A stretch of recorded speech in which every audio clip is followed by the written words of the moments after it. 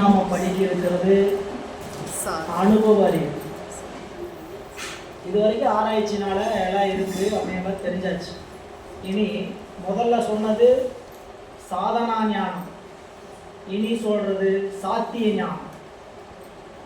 சாதனா ஞானம்னா ஆராய்ச்சி அறிவு, சாதனங்களை கொண்டு அறிகின்ற அறிவு. இனி சொல்வது அந்த சாதனங்களை கொண்டு சாத்தியப்படுத்துவது, அப்படிப்பட்ட சாத்திய ஞானம். சாதன ஞானம் பார்த்த நாம இனி சாத்திய ஞானம், அனுபவ ஞானம் அப்படிங்கிறவர் இந்த அனுபவத்தை அனுபவத்துக்குரிய பொருள் எது? 3 பொருள்ல யாவையும் சூனியம் சத்தியது. சத்தியது யாவையும் சூனியம். இறைவன் சிவத்தின் முன்பாக உலகப் பொருள் அனைத்தும் விளங்கி தோன்றார், உனைத்து நின்றார். ஆகலின் சத்து உலகத்தை அறிந்து அனுபவிக்க வேண்டிய அவசியம் இல்லை. சத்தே அறியாது, அசத்திலது அறியாது. அசத்து என்கின்ற பிரபஞ்சத்துக்கு அறிவில்லாதனால அது அறியாது. அப்ப அனுபவிப்பது பாரிசேட அளவையால் இது இரு திறன் அறிவுள்ளது இரண்டலா ஆன்மா. இரு திறன் அப்படின்னா சத்தோடு கூடியபடி சத்தை அனுபவிக்கின்ற பொருளாயும், அசத்தோடு கூடியபடி அசத்தை அனுபவிக்கின்ற பொருளாயும் இருக்கின்ற பொருள். அந்த பொருள் எது? சத்தும் அல்ல அசத்தும் அல்ல, இரண்டலா ஆன்மா சதசத்து என்று காட்டினார். இனி இந்த நூற்பா 3 அதிகரணங்களை உடையது. முதல் அதிகரணம் யாவையும் சூனியம் சத்தெதி ஆகலின் சத்தே அறியாது. இரண்டாவது அதிகரணம் அசத்து இலது அறியாது. மூன்றாவது அதிகரணம் இருதிறன் அறிவுள்ளது இரண்டலா ஆன்மா. முதல் கூறு 7ஆம் நூற்பாவில் சத்தின் இயல்பை சொல்லுவது. இரண்டாவது கூறு, அதாவது இந்த நூற்பா 3 கூறாக வகுத்து கொண்டீங்கன்னா முதல் கூறு, 2ஆம் கூறு, 3ஆம் கூறு சத்தினுடைய இயல்பும் அசத்தின் இயல்பும் சதசத்து என்று சொல்லக்கூடிய உயிரினுடைய இயல்பை சொல்லுவது. 7ஆம் நூற்பா எதை சொல்ல வந்ததுன்னு படித்தோம்?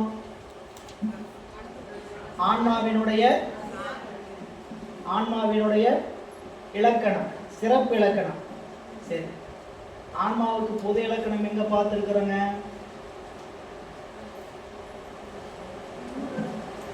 ஆன்மாவினுடைய பொது இலக்கணம் எங்கு பார்த்தோம்? 4ஆம் நூற்பா. என்ன பொது இலக்கணம்?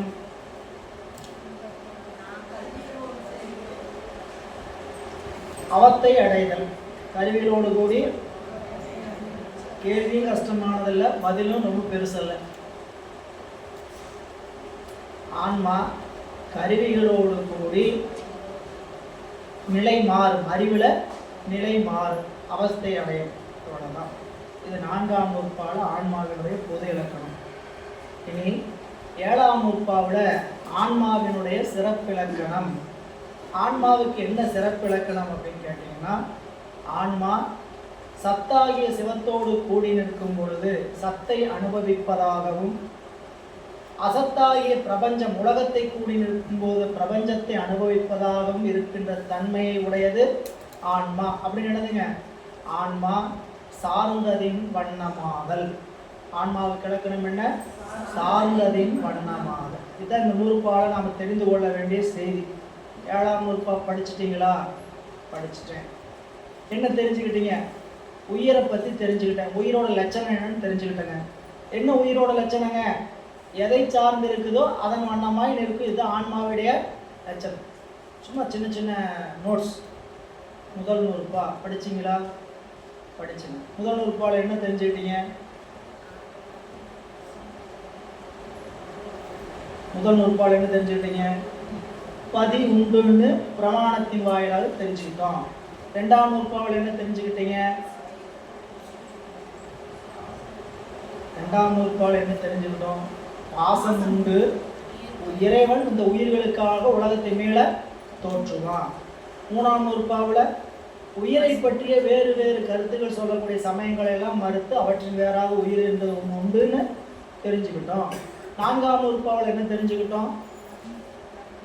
பசுவினுடைய பொது இலக்கணத்தை தெரிஞ்சுக்கிட்டோம். பொது இலக்கணம் என்பது பொது இயல்பு என்னதுங்க? அது கருவிகளை சார்ந்து அவஸ்தைப்படும், அறியாமைக்கு போவோம், மீண்டும் திரும்பும். 5ஆம் நூற்பாவில் இறைவன் உயிர்களுக்கு செய்கின்ற உபகாரத்தின் வாயிலாக அந்த திரோதான சக்தியின் வாயிலாக மாயை கண்மத்தினுடைய இலக்கணத்தை தெரிஞ்சுக்கிட்டோம். 6ஆம் நூற்பாவில் சிவம் உயிர்களுக்கு செய்கின்ற கருணை விரிந்திருந்தாலும் அவன் தன்னிலையில் எப்படி இருக்கிறான்? வாக்கு மனாதித கோசரமாய் நிற்கிறான். அவன் வாக்கு மனங்களுக்கு எட்டாது ஒருவாறு எட்டுவார். எப்படி? தன்னறிவு என்று சொல்லக்கூடிய பசுஞானத்தாலும் கருவிகள் அறிவு என்று சொல்லக்கூடிய பாசஞானத்தினாலும் இறைவன் அறியப்படான். எப்படி அறியப்படுவான்? தன்னருள், இறைவனுடைய அருள் என்கின்ற தன்மை வாயிலாக பதிஞானத்தின் வழியாக அறியப்படுவான் என்று அறிந்து கொண்ட வகையில ஒவ்வொரு சின்ன சின்ன குறிப்பு அந்த நூற்பாவை பற்றி எழுதி வச்சுக்கணும். இதுக்கு பேரு சூர்ணி கொத்துன்னு பேர். சூர்ணி கொத்து பழைய நூல்கள்லாம் வாங்கினீங்கன்னா சூர்ணி கொத்துன்னு கொடுப்பாங்க இல்லை? சிவஞான போதத்தில் ஒவ்வொரு நூற்பாவும் என்ன சொல்லுது அப்படின்ட்டு அதுக்கு பேர் சூர்ணி கொத்து. அப்படியே சொல்லிட்டு சின்ன சின்னதாக படிச்சிங்கன்னா என்ன தெரியும்னு கேட்டிங்கன்னா நூற்பாவை பற்றி அடுத்தடுத்த நூற்பாவில் எதாவது சொல். இதுக்கு உங்களுக்கு நூற்பா மனப்பாடமாக இருக்கணும். நூற்பா மனப்பாடம் ஆகணும். ஆனால் நூற்பாவை சொல்லும் பொழுதே ஒரு 10% அதனுடைய செய்தி என்ன சொல்லுது, ஆழமாக போய் வாதம் பண்ணி தடையை நீக்கி விடையை கொடுத்து தர்க்கத்தை நிறுவுறதெல்லாம் அடுத்தது. முதல்ல எளிமையாக சிவஞான போதத்தில் நாம் அறிந்து கொள்ள வேண்டிய செய்தி. இது ஆராய்ச்சி நூல். மறுபடியும் இவ்வளவு ஆழமாக இதில் எல்லாம் அதை எதுன்னு சொல்லிட்டு இருக்கணுமா? இதையெல்லாம் வேறு இடத்துல நீங்கள் பாடம் பார்க்கும்போது ரொம்ப வேகமாக தாண்டி போயிட்டே இருப்பாங்க. சரிங்களா? அதெல்லாம் என்னதுக்கு கேட்டிங்கன்னா உங்களுக்கும் பிரயோஜனமாகணும், எனக்கும் பிரயோஜனமாகணும். உங்களுக்கு பிரயோஜனம் ஆகுமோ இல்லையோ, எனக்காவது பிரயோஜனமாகணும். படித்த பிரயோஜனமாகவே வேண்டாமா? என்னமோ நூலை படித்தோம் நாமளும் சொன்னோன்னு இருந்தால் அந்த நூல்னால் ஏதாவது பிரயோஜனம் உண்டா? நூலை படித்தா செய்திகள் நமக்கு விளங்கணும், அதுக்கு அனுபவம் நமக்கு அனுபவ பொருளாக ஆகணும். அது நாளுக்கு நாள் உங்களுக்கு அந்த எண்ணம் வரும், படிக்கும்போது இந்த நூலை அனுபவிக்கணும் அப்படின்ட்டு. அதெல்லாம் மந்திர சொற்கள் அல்லவா, நம்ம அறிவுக்குள்ளே போய் நிறைய மாற்றும். சும்மா வெறும் வார்த்தைகள் அல்ல, இதெல்லாம் மெய்கண்டாருடைய தவத்தினுடைய தன்மை. சரிங்களா?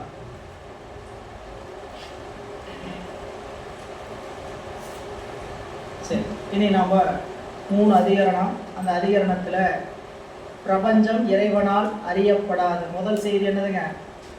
சத்தெதிர் யாவையும் சூனியம் ஆகலின் சத்தே அறியாது. இதுவரைக்கும் ஒரு அதிகரணங்க. அதிகரணம் என்றால்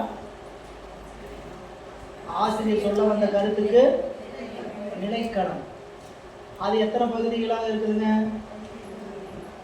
5 பகுதிகளாக இருக்கும். எத்தனை பகுதி? 5 பகுதி. என்னென்னது? மேற்கோள், ஐயம், தடை, ஏது, ஏய்வு.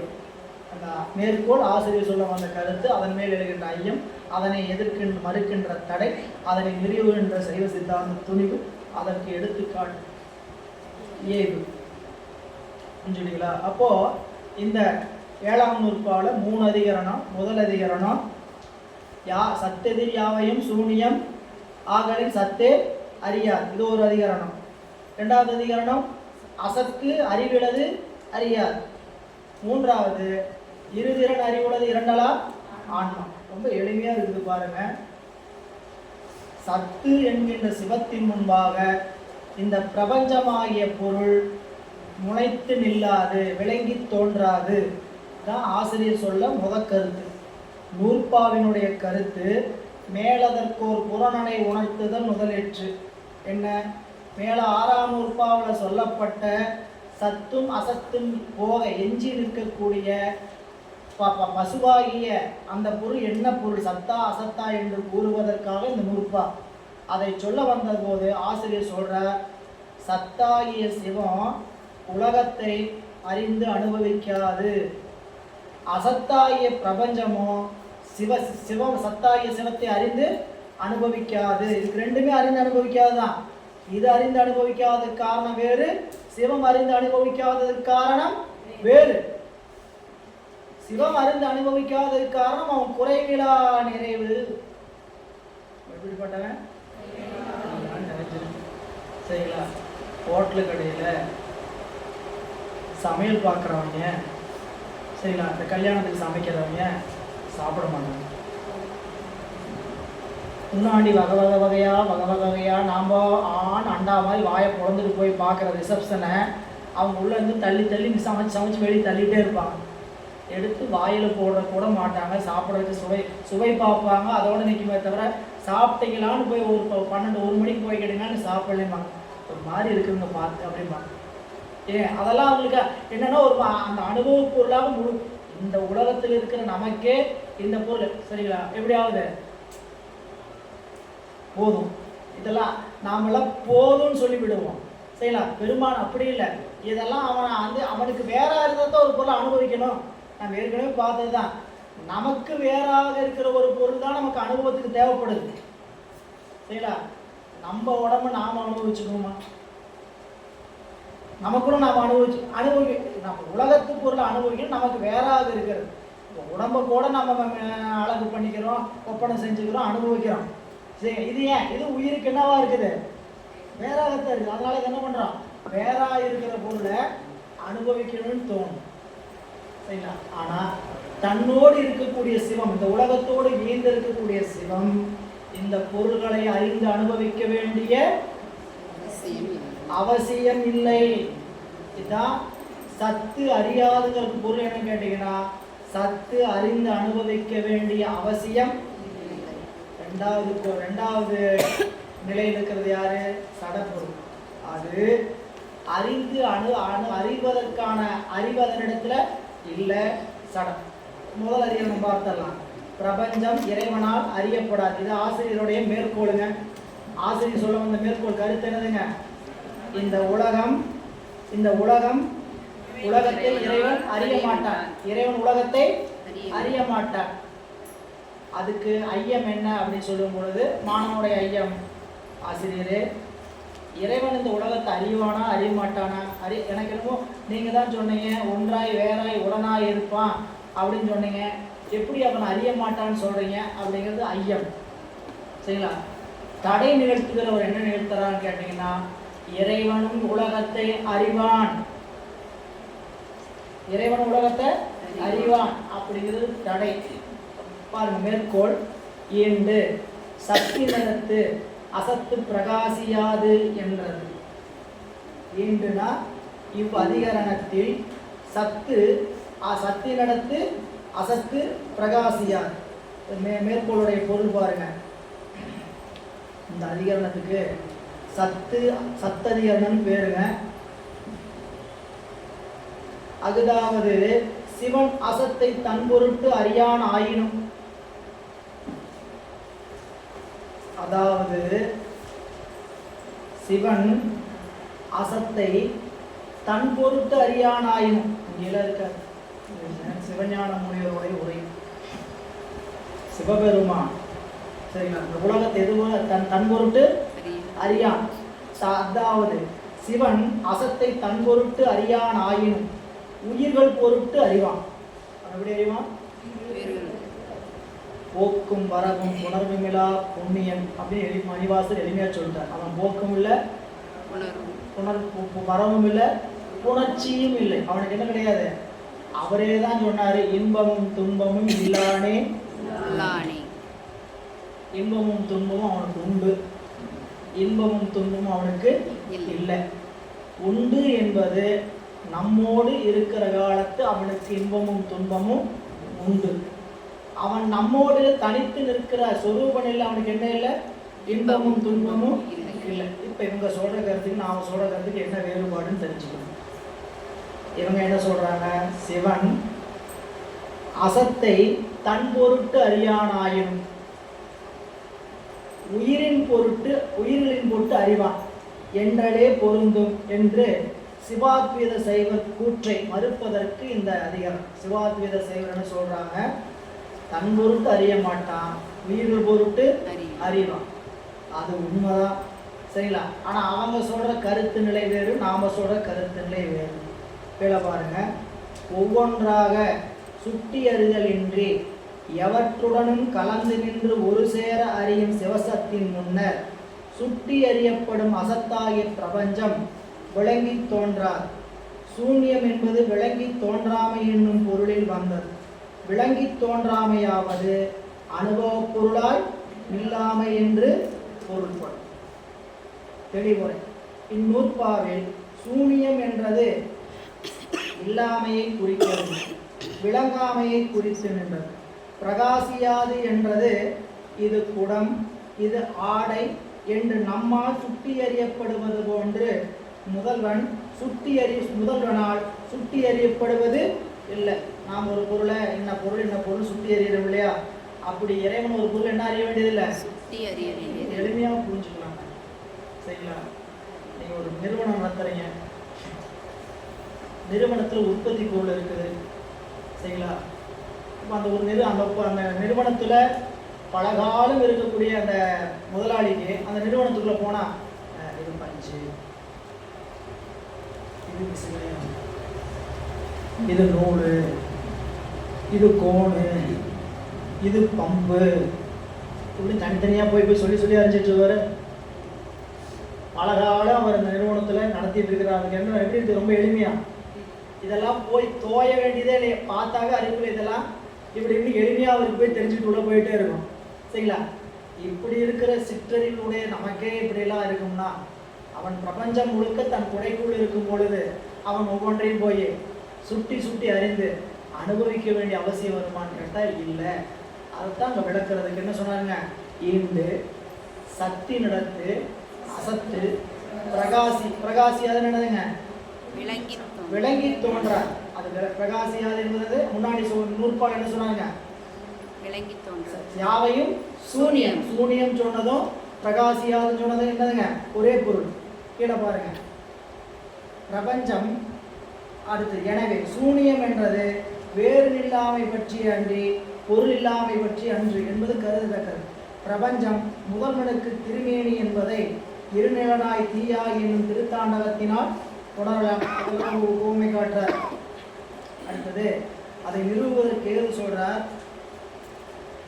பிரபஞ்சம் இறைவனால் அறியப்படாமைக்கு காரணம் ஏதுன்னு என்னதுங்க, அவன் ஏன் அறிய வேண்டிய அவசியங்கள்னு சொல்லல, என்ன காரணம், அதுக்கு காரணம் சொல்றது ஏது என்ன சொல்றார், பொய்யினிடத்து மெய்யினிடத்து பொய் அப்பிரகாசமாய் இங்க ஒரு பிரகாசம் அப்பிரகாசம், இது வேற நிலையில சொல்றாரு. இங்க மெய் என்பது அறிவு, பொய் என்பது அறிவின்மை. மெய்யினிடத்து பொய் அப்பிரகாசமாயிற்றனா அறிவுடைய பொருளிடத்துல அறிவற்ற பொருள் விளங்கி நில்லாது அப்படின்னு சொல்றாரு. பாருங்க கீழே ஏது, பொய் மெய்யினிடத்து பொய் அப்பிரகாசமாய் நிற்றலாம். அதாவது முற்றுணர்வுடைய இறைவனுக்கு அசத்தை சுட்டி உணர்கின்ற உணர்வும் உள்ளதோ என கொண்டால் என்னை ஏங்க, சிவபெருமான் தான் முற்றுணர்வுடையவன் சொல்றீங்களே, அவனை சடப்பொருளையும் சுட்டி உணர்ந்தானே என்ன அர்த்தம், என்ன தப்பு சொன்னா என்ன தப்பு, இறைவன் எல்லாவற்றையும் அறிவான்னு சொல்றீங்க. அப்படி அறிகின்ற இறைவன் உணர்கின்ற உணர்வு உள்ளதுன்னா அவன் இந்த உலகமாகிய சடப்பொருளையும் அவன் அப்படி அறிந்தால் சொல்றது என்ன தப்பு அப்படின்னு சொல்லித்தான சொல்றாங்க. மெய்யினிடத்து போய் அப்பிரகாசமாய் நிற்றலாம். கீழே பாருங்க, ஏதுவில் மெய்யறிவு என்றது எதனை சொல்றான்னு பாருங்க. முதல்வனுக்கு இயல்பாகவே உள்ள சிறப்பு குணங்கள் 8 இறைவனுக்கு இருக்கக்கூடிய 8 குணங்கள்ல சிறப்பாக இருக்கக்கூடிய குணம் இயற்கை உணர்வினன். இறைவனுக்கு என்ன உணர்வு உண்டு, இயற்கை உணர்வு செயற்கை உணர்வு அப்படின்னு 2 உணர்வு. நமக்கெல்லாம் உணர்வு எதனால வருது, செயற்கை. செயற்கைன்னா வெளியில் இருக்கிற பொருள்னால தான் நமக்கு அறிவு வருது. நமக்கு கருவிகள் வாயிலாக வெளியிலிருந்து வர்றதுனால இந்த கருவிகளுக்கு பேரே என்ன வச்சிருக்கிறாருங்க, 5 கருவிக்கு பேர் என்னதுங்க, செயற்கருவி வேற, அறிவு கருவி வேற. இல்ல அறிவு கருவின்னா ஞானேந்திரியம் இல்ல. இந்த செவி தோல் கண்ணாக்கு மூக்கு 5 என்ன பேரு, அறிவு கருவி. இது அறிவா, இது அறிவுடையதல்ல. அறிவை உயிர் விளங்கிக் கொள்வ, உயிரில் அறிவு விளங்குவதற்கு துணை செய்கிற கருவினால் இதுக்கு பேரு அறிவு கருவி. இங்க இதன் பொருள் முதல்வனுக்கு இயல்பாகவே உள்ள சிறப்பு குணங்கள் 8 ஒன்றாகிய இயற்கை உணர்வின் முன்னார் கருவிகளோடு கூடுவதால் உண்டாகும் பொது இயல்பாகிய செயற்கை சுட்டுணர்வு பிரகாசித்து இல்லாமையா ஈண்டு சக்தி நடத்த அசத்து பிரகாசியாது என மேற்கோள் கூறியது. அப்புறம் கீழே தெளிவாக காட்டுறார். பாருங்க, எடுத்துக்காட்டு வெண்பா. பிரபஞ்சம் இறைவனால் அறியப்படாது, அதனால் அவனுக்கு இழுக்கு இல்லை. அடுத்தது வந்துட்டாங்க, நீங்க அவன் அறிய மாட்டான்னு சொன்னீங்க, சரிங்களா? அவன் அறிய வேண்டிய அவசியம் இல்லைன்னு சொல்றீங்க, அறிய மாட்டான்னு சொல்றீங்க, எல்லாம் ஒண்ணுதான். அவன் அறிய மாட்டான்னா அவனுக்கு திராணி இல்லை போல, அவனுக்கு வல்லமை இல்லை போல, அவனுக்கு அது இழுக்கு அப்படின்னு சொன்னா, அப்படி அறியாமல் இருக்கிறது ஒன்று இழுக்கு கிடையாது அப்படின்னு மேலும் வலியுறுத்துவதற்காக எடுத்துக்காட்டு வெண்பா. இது சிவாத்வைத சைவர மறுக்கிறதுக்கு தான். அந்நியமிலாமை அறக்கொன்றும் உணர்வென்றாம், அந்நியமில்லான் அசத்தை காண்குவனேல் அந்நியமாய்க் காணான் அவன் முன்னே மானா, அவன் முன் கதிர்முன் இருள்போல் மானா அசத்தின்மை மற்ற. அதாவது இந்த இடத்துல அந்நியம் இல்லாமை அறக்கொன்றும் உணர்வென்றான். அதாவது இங்க சொல்லக்கூடிய செய்தி, தன்னுள் அடங்கி இருப்பதாகிய பசு பாசங்களோடு வேற்றுமையின்றி உடனாய் நிற்கின்ற முதல்வனுக்கு சுட்டி அறியும்படி வேறாய் கிடப்பது ஒன்றும் இல்லை. அந்நியமில்லாமை அறக்கு ஒன்றும் உணர்வும் இன்றான் அப்படின்னா, இறைவனுக்கு வேறாக நிற்பது ஒரு பொருள் இல்லை. அந்நியமிலான், அவன் எப்படிப்பட்டவன்? அந்நியமிலான் அசத்தை காண்புவனே. இந்த உலக பொருளை பார்த்தானா எப்படி பார்ப்பான்? அந்நியமா காணும். அவன் பார்க்க மாட்டான்னு சொல்லல, அவன் எப்படி பார்க்க மாட்டான்? வேற பார்க்க மாட்டான். இது என்னதுங்க? குடம், இது ஆடை, ஆக அருமையான சாப்பிட்ற பொருள் அப்படின்னு தனித்தனியா வேறாக காணான். ஆதலால் எல்லா பொருட்களோடும் கலந்து உடனாய் நிற்கும் தன்மையனாகிய அம்முதல்வன் அசத்தாகிய பிரபஞ்சத்தை அறிய வேண்டுமானால் உடனாய் நின்று எல்லா பொருளையும் ஒரு சேர அறிவனே அன்றி நம்மனோர் போல வேறாய் நின்று ஒவ்வொன்றாய் சுற்றி அறிய மாட்டான். அது ஒரு குறிப்பு சொல்றார். அறியும் போது எப்படி அறிவான்னு கேட்டீங்கன்னா, எல்லாத்தையும் ஒரு சேர அறிவான். அப்படி அறிகிற தன்மைக்கு பேர் என்னங்க? இறைவனுக்கு 8 குணங்கள்ல ஒரு குணம். இறைவனுக்கு இருக்கக்கூடிய 8 குணங்களில் ஒரு குணம் என்னதுங்க? குணத்தான் தான். எல்லாவற்றையும் ஒரு சேர அறிகிற குணம். முற்றும் உணர்வு. சர்வஞன், சர்வஞன் அப்படிங்கிறது வடமொழி. முற்றும் உணர்வு அப்படின்னா, இங்க ஒவ்வொரு முற்றும் நம்ம அறிவு எப்படிப்பட்ட அறிவு அப்படின்னு கேட்டா, ஒவ்வொன்றையும் தனித்தனியா அறிகிற அறிவு தான் நம்ம இடத்துல இருக்குது. அப்படி அறியும் போதும் ஒன்றை அறியும் போது இன்னொன்றை மறந்துதான் அறிவோம். அப்படி அறியும் போதும் ஒரு சேர அறிய மாட்டோம், படிப்படியாக தான் அறிவோம். அப்படி அறியும் போதும் ஒன்றை விட்டுத்தான் ஒன்றை அறிவோம். ஒரு சேர அறிய மாட்டோம், ஒன்றொன்றாய் தான் அறிவோம், சரிங்களா? அப்படி அறியும் போது ஒன்றை மறந்துதான் மற்றொன்றை. இத்தனை இயல்பு நம்மிடத்துல. அவன் எப்படிப்பட்டவன் கேட்டீங்கன்னா, ஒரு சேர அறிவான். அதான் நம்ம சொல்லவும் செய்தி. அப்போ இறைவன் தன்னால் அறியப்பட்ட பொருளை அறிதல் அன்றி நம்மை போல புதியதாக வேறுபட சுத்தேறியான். அவன் எப்படி அறிய மாட்டான்னு கேட்டீங்கன்னா, நம்மால் அறியப்படுகிற பொருள் புதுசா ஒன்றுமே அறிய மாட்டான். நம்மளை போல நாம் அறியும் போது நேற்று படித்த பாடம் நீ மீண்டும் எடுத்து படித்த பாடம்னா புதுசாக இருக்கிற மாதிரியே தான் இருக்கும். நம்ம அறிவுக்கு அவ்வளோதான் கெப்பாசிட்டி. இந்த கெப்பாசிட்டி எப்படி இருக்குன்னு கேட்டிங்கன்னா, எடுத்து படித்தோம்னா இன்னைக்கு புதுசாக படிக்கிற மாதிரியே இருக்கும். எந்த பாடமாக இருந்தால் இடைவெளி மட்டும் விட்டீங்கன்னா என்ன ஆகும்? மீண்டும் புது சப்ஜெக்ட் படிக்கிற மாதிரியே தான் இருக்குமே தவிர, ஏற்கனவே அதெல்லாம் படித்தாச்சு, வகுப்பு எடுக்க வேணும், சரியா? ஏற்கனவே பாடம் சொல்லியாச்சு, படிக்காமல் வரலாமா? படிக்காமல் 2 வருஷத்துக்கு முன்னாடி சொன்னது படிக்காமல் போனால் போச்சு. இன்னைக்கு வகுப்புக்கு போனோம்னா இன்னைக்கு வகுப்புக்குரிய பாடத்தை காலையில் உட்காந்து படிச்சுட்டு தான் வரணும். சரி, புராணம் இன்னைக்கு எடுக்க போகிறோம், ஏற்கனவே புராணம் படித்தாச்சு, அந்த புராணம் படிச்சு இந்த புராணம் படித்தாச்சு அப்படிங்கிற வாய்ப்பெல்லாம் அன்னைக்கு பாடத்துக்கு அன்னைக்கு படிச்சுட்டு தான் வரணும். சரி, ஏன்னு கேட்டிங்கன்னா அது அறிவுக்குள்ளே இருக்கும். ஆனால் அங்கே படிச்சின்னா தான் அந்த இடத்துல என்னங்கிற விளக்கம் நான் மீண்டும் தோன்றும். சரிங்களா? இங்கே சொல்கிறார், அந்நியமில்லான் அசத்தை காண்க அந்நியமாக காண. ஆதலால் எல்லா பொருள்களோடும் கலந்து உடனாய் நிற்கும் தன்மையினாய முதல்வன் அசத்தாகிய பிரபஞ்சத்தை அறிய வேண்டுமானால் உடனாய் நின்று எல்லா பொருள்களையும் ஒரு சேர அறிவனே அன்றி, எல்லா பொருளோடும் கூட நின்று ஒரு சேர அறிவனை அன்றி நம்மனோர் போல வேறாய் நின்று ஒவ்வொன்றாய் சுட்டி அறிய மாட்டான்.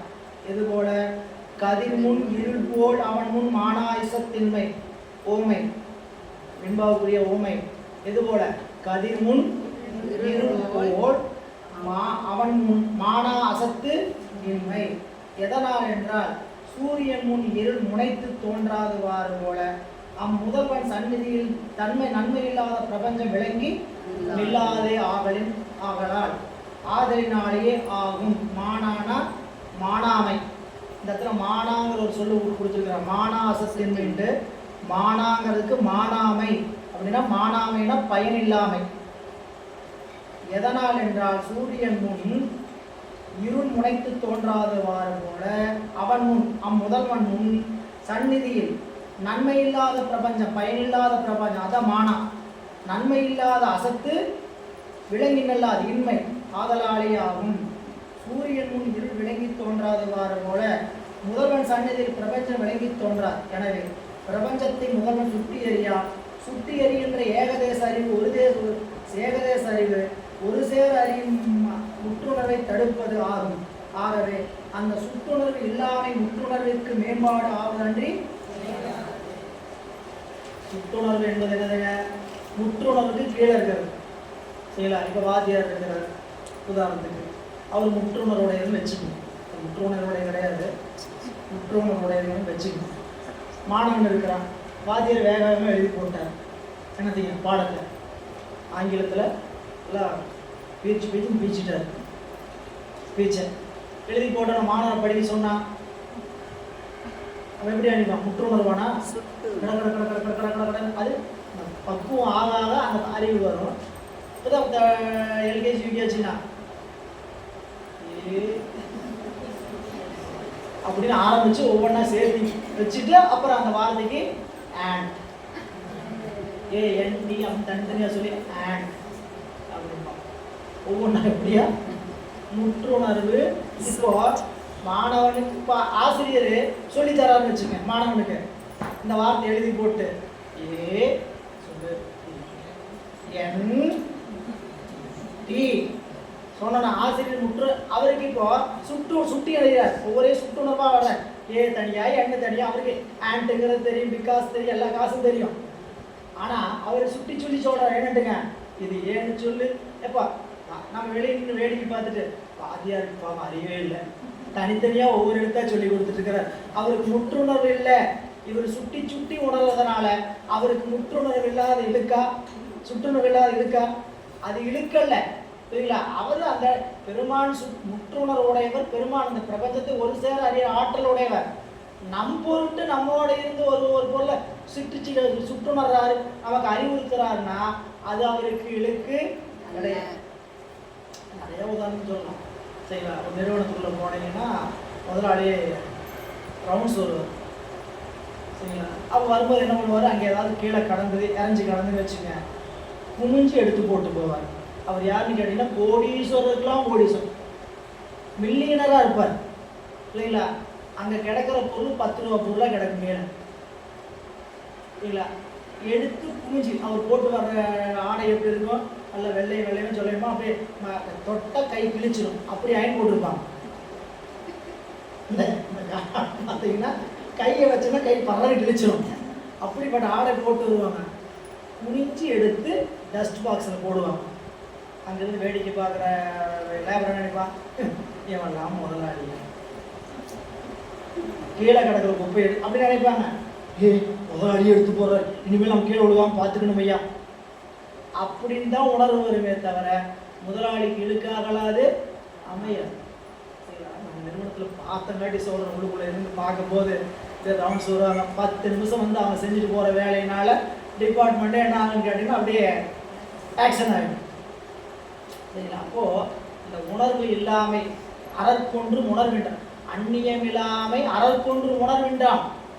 அந்நியமிலான் அசத்தை காண்பவனில். அந்நியமில்லாமை இறைவனுக்கு ஒன்று குறையில்லை. அந்நியமில்லாம் இறைவன் அசத்தை பார்ப்பானா அந்நியமா காண. அவன் என்னமா பார்க்க மாட்டான், அது தனக்கு வேற ஒரு பொருளை பார்க்க மாட்டான். அவன் முன் கதிர் முன் இருப்போல் மானா அசத்தின்மை என்று அப்படின்னு சொல்ற. கீழே பாருங்க, அதுக்கெல்லாம் பொருள் எழுதியிருக்கிறாரு.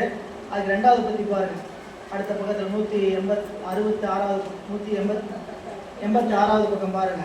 ஓர் அரசன் தன் ஆணைக்குள் இருக்கும் பூமியை பிரித்தறியாமல் ஒரு சேர அறிவது போல் முதல்வன் தனக்குள் அடங்கி இருக்கும் பிரபஞ்சத்தை சுற்றி அறியாமல் ஒரு சேர அறிவு. இது எவ்வாறு அரசர் குடிமக்களோடு கலந்து நின்று செய்ய வேண்டும் என்று செய்வான் என்றே பூமியோடு கலந்து நின்று தொழில் செய்வதில்லை. அவனுடைய குடிமக்கள் பூமியோடு கலந்து தொழில் செய்வர். அதுபோல இறைவன் உயிர்களோடு கலந்து நின்ற பிரபஞ்சத்தை அறிவித்தல் அறிதல் ஆகிய தொழில்களை செய்தலே என்று பிரபஞ்சத்தோடு கலந்து அறிதல் தொழிலை கலந்து நிற்கிறான். அப்படி அறியும் போது அவன் பிரபஞ்சத்தை அறியறான், பிரபஞ்சத்தோடு கலந்து நிற்கிறான். அவன் பிரபஞ்சத்தை அறியறானா? இது சடப்பொருள், இது சடப்பொருள், இது ஆடை, இது மாடு, இது மயிலே அப்படின்னு தனித்தனி அறிவானா?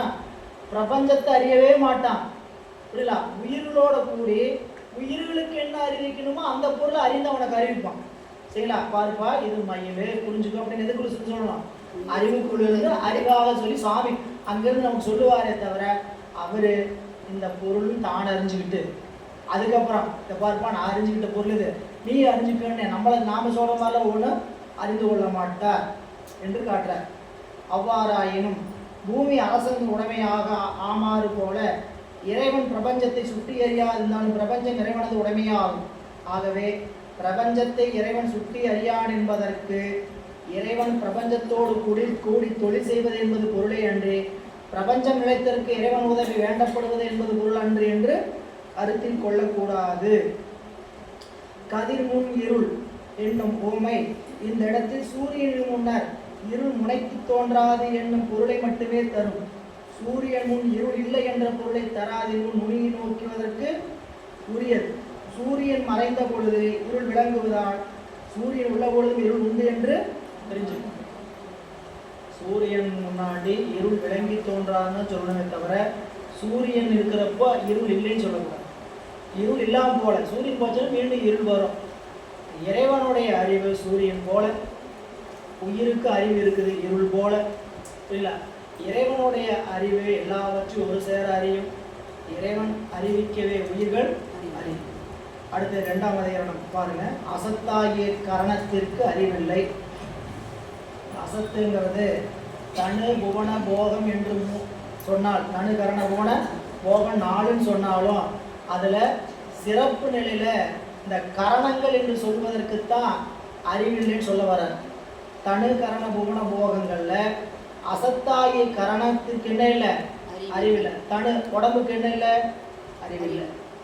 புவனம் உலகத்திற்கு அறிவு இல்லை.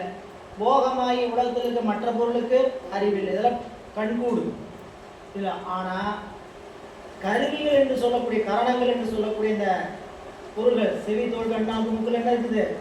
அறிவு இருக்கிற மாதிரி தோணிடுது. அதனால அதை தனியாக விளக்கு என்ன சொல்றாங்க? அசத்து அறிவிலது அறியா சத்தெதிர் யாவையும் சூனியமாகலின் சத்தே அறியாதுன்னு ஒரு அதிகரணம் முடிச்சார். 2வது அதிகரணம் அசத்துக்கு அறிவில்லாதனால அறியாது.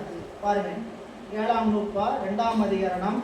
இங்க சொல்ல வந்த கருத்து மேற்கோள் ஆசிரியர் சொல்ல வந்த கருத்து, இனி அசத்தினுக்கு உணர்வின்று என்றது என்ன அப்படின்னு பார்த்தீங்கன்னா, சத்து அசத்து அசத்தை அறியாது என்றது பொருந்தும். சத்து அசத்தை அறியாதுன்னு சொல்றது என்ன பண்ணலாம்? ஏற்றுக்கலாம். ஆனால் அசத்து சடமாதலால் சத்தை அறியாது என வேண்டாம். சத்தாகிய சிவம் உலகத்தை அறிய வேண்டாம் அவசியமில்லைன்னு சொன்னது பொருந்தும். ஆனால் அசத்து சடமாதலால், இந்த பிரபஞ்சம் எப்படிப்பட்டது? சடமாதலால் சத்தை அறியாது எனல் வேண்டாங்க. அசத்துங்கிறதுங்க கரணங்கள் எல்லாம் அந்த இடத்துல புரிஞ்சுக்கிட்டே வரணும். எந்த இடத்துல இல்லைங்க அசத்துன்னு சொல்றாரோ அதுக்கு பேர் என்னதுங்க? கரணங்கள். கரணங்களுக்கு கரணம் சடமா இருக்கிறதுனால அது சத்தை அறியாது என வேண்டாம். ஏனெனில் தனு கரண புவன போகம் என்பவற்றுள் கரணம் ஆன்மாவிற்கு கண்ணாடி போடுவது.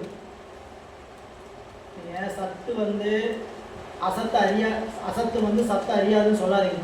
ஏன்னா அசத்துல தனு கரண புவன போகம் 4ல கரணம் எப்படிப்பட்டது ஆன்மாவிற்கு? கண்ணாடி கண்ணாடி மாதிரி இல்ல, அவங்க சொல்ற மறுப்பு கண்ணாடி போடுவது.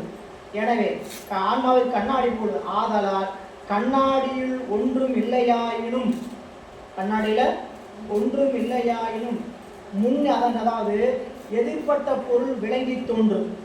எதிர்ப்பட்ட பொருள் விளங்கி தோன்றுதல் போல கரணம் சடமாயினும் ஆன்மாவின் முன்னிலையில் அதற்கு ஆன்ம அறிவு உளதா. ஆன்மாவின் அதன் அறிவு உளதா சொல்றார் பாருங்க.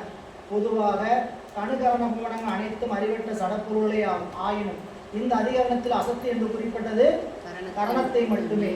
அவ்வாறு கூறுவதற்கு காரணம் ஆன்மாவுக்கு கண்ணாடி போடுவது, கண்ணாடியில் ஒன்றுமில்லையாயின் எதிர்ப்பட்ட பொருள் அதை விளங்கி.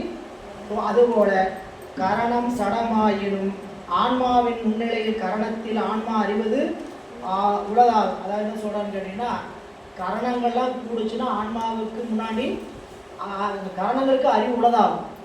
இந்த ஆன்மா கூட நிற்கிறதுனால கரணத்தின் முன்னால கண்ணாடி போல இது ஆன்மா இல்ல, கண்ணாடி முன்னாடி எந்த பொருள் தான் கண்ணாடி என்ன பண்ணிடும் காட்டிடும். அதுபோல ஆன்மாவுடைய முன்னாடி கரணங்கள் நின்று அந்த கரணங்கள் என்ன பண்ணும் அறியும் தன்மையை பெறும் அப்படின்னு காட்டுறார்.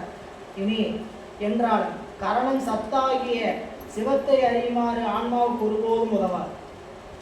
கரணம் சத்தாகிய சிவத்தை ஆன்மா அறிவதற்கு ஒருபோதும், இதுதான் அங்க சொல்ல வந்த மேற்கோள். மேற்கோள் என்ன சொல்றது கேட்டீங்கன்னா, இனி அசத்திற்கு உணர்வென்று என்றது. இனி அசத்திற்கு உணர்வு, அசத்திற்கு உணர்வென்று என்று சொன்னதுக்கு காரணம் பாருங்க கீழே. அதான் கரணம் சத்தாகிய சிவத்தை, அதாவது இனி அசத்திற்கு கரணம் சத்தாகிய சிவத்தை என்னதுங்க அறியுமாறு ஆன்மாவுக்கு ஒருபோதும் உதவாது. அதுதான் மேற்கோள். இப்போ மேற்கோள் ஆசிரியருடைய கருத்து என்ன? ஆசிரியருடைய கருத்து என்னதுங்க? கரணத்திற்கு அறிவு இல்லை, கரணங்கள் அறிகின்ற ஆற்றல் உடையது இல்லை, அசத்தாகிய கரணத்திற்கு அறிவு இல்லை.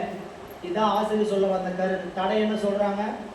அது சத்தாகிய சிவத்திற்கு சத்து அசத்தை அறியாதுங்கிறது ஏற்றுக்கலாம், சத்து அசத்தை அறியாதுங்கிறது ஏற்றுக்கலாம், அறியாதுங்க அனுபவிக்காதுங்கிறது ஏற்றுக்கலாம். ஆனால் அசத்து சத்தை அறியாதுன்னு சொல்லாதீங்க. ஏன்? அசத்தில் கரணங்கிற கருவிகள் ஆன்மாவுக்கு எப்படிப்பட்டது? கண்ணாடி மாதிரி. கண்ணாடி முன்னாடி ஒரு நிற்கிற ஒரு கண்ணாடி எதையும் காட்டலேனான்னு கண் முன்னாடி எதையாவது நின்றுச்சு என்ன பண்ணோம் காட்டும். அதுபோல அசத்துக்கு அறிவு இல்லைனாலும் தன் முன்னாடி அறிவுடைய பொருள் இருந்துச்சுன்னா காட்டும் இல்லை. இப்படின்னு அவங்க மறுப்பு சொல்றாங்க. அந்த மறுப்புக்கு விடைதான் அதுதான் நிரூபிக்கின்றாகலாம். அதுதான் எதுங்க? அந்த அசத்து தான் நிரூபிக்கின்றது தனியாக பொருள் சொல்லுவார். நிரூபிச்சோம்னா ஆராய்ந்து பார்த்தோம்னா அதுக்கு என்ன இல்லை? அறிவு இன்று ஆகலாம். கீழே பாருங்க. இதன் பொருள் பாச அறிவு என்பது மேற்போக்காக நோக்கும் பொழுது அசத்தாகிய கருவிகளுக்கு அறிவுள்ளது போல் தோன்றும். பாச அறிவு என்பது மேற்போக்காக நோக்கும் பொழுது அசத்தாகிய கருவிக்கு அறிவுள்ளது போல் தோன்றும் என்றாலும் ஐயம் திரிவின்றி குற்றமற்ற காட்சியால் ஆராய் அதை நிரூபிக்கும். நிரூபிக்கின்றது பொருள்னு கேட்டீங்கன்னா, ஐயம் திரிவின்றி குற்றமற்ற காட்சியால் ஒரு பொருளை நம்ம ஐய காட்சியாவோ திரிவு காட்சியாவோ பார்க்கக்கூடாது. நாம் என்ன போய் பார்க்கறது? நம்ம முயற்சியில பார்க்குறோம். எல்லாம் வினை வழிதான் ஓட்டம். சரிங்களா? நாம் ஒரு பொருளை சந்தேகமாக பார்த்தோமா நம்ம வேணா அப்படி இருக்குன்னு அர்த்தம். ஒரு பொருளை தவறான கண்ணோட்டத்தில் பார்த்தோமா அன்னைக்கு விட அப்படி இருக்குன்னு அர்த்தம்.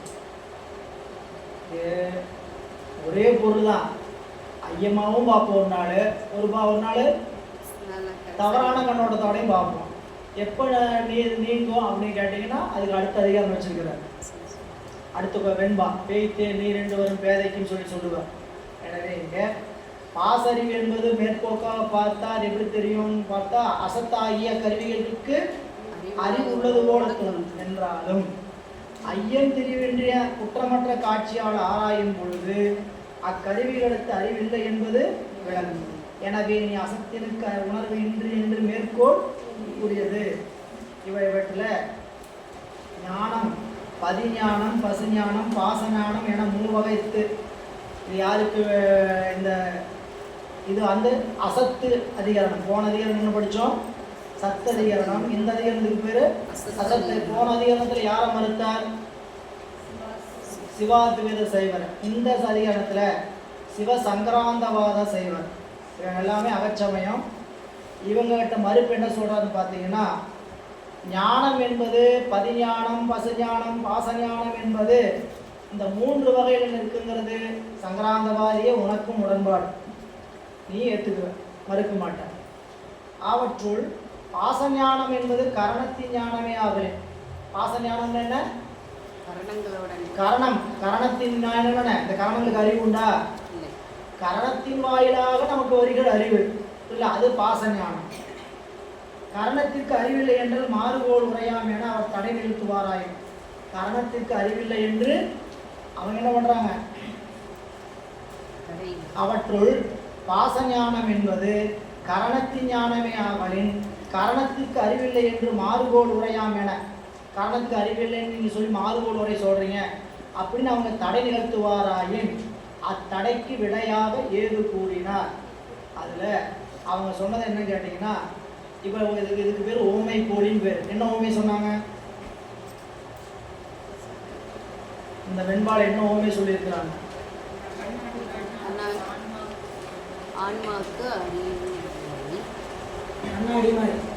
கண்ணாடி ஓமை போலின்ட்டார் மெய்கண்டார்.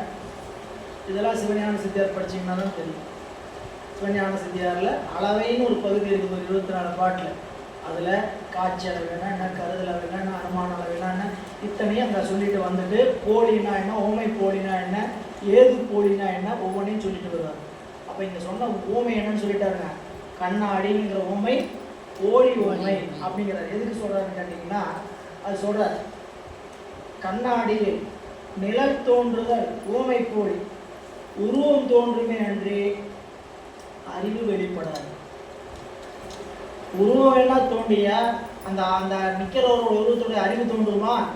இந்த பேச்சு எதை பத்தி பேச்சு? எதை பத்தி பேச்சு? அறிவு விளங்குறது புத்தம் பேச்சு. அசத்துன்னு சொன்னது என்னதுங்க? கரணம் என்பது சடம். அறிவில்லைன்னு சொல்றான். நீ அறிவில்லைன்னு சொல்றதுக்கு நீ என்னமோ உண்மையை கொண்டு காட்டுற அப்படின்னு என்ன பண்றாங்க? மறுக்கிற. தெளிவுரை பாருங்க. காட்சி என்பது நிர்விகற்ப காட்சி, ஐயக்காட்சி, விபரீத காட்சி, சவிகற்ப காட்சி என 4 வகைப்படும். இதை பற்றியில் உங்களுக்கு ஏற்கனவே தெரியும் இல்லைங்க? நிர்விகற்ப காட்சி, ஐயக்காட்சி, திரிவு காட்சி, சவிகற்ப காட்சி. அவற்றுள் ஒரு பொருளை பிண்டமாக காண்டல் நிர்விக காட்சி. ஒரு பொருளை அப்படியே மொத்தமாக பிண்டமாக பார்த்தோம்னா என்னதுங்க? நிர்விகற்ப, வேறுபாடு இல்லை. பொதுவாக சிறப்பாக பார்த்தீங்கன்னா தேவைத்தான் அதுக்கு பேர் சவிகற்ப காட்சி. சரிங்களா? ஒரு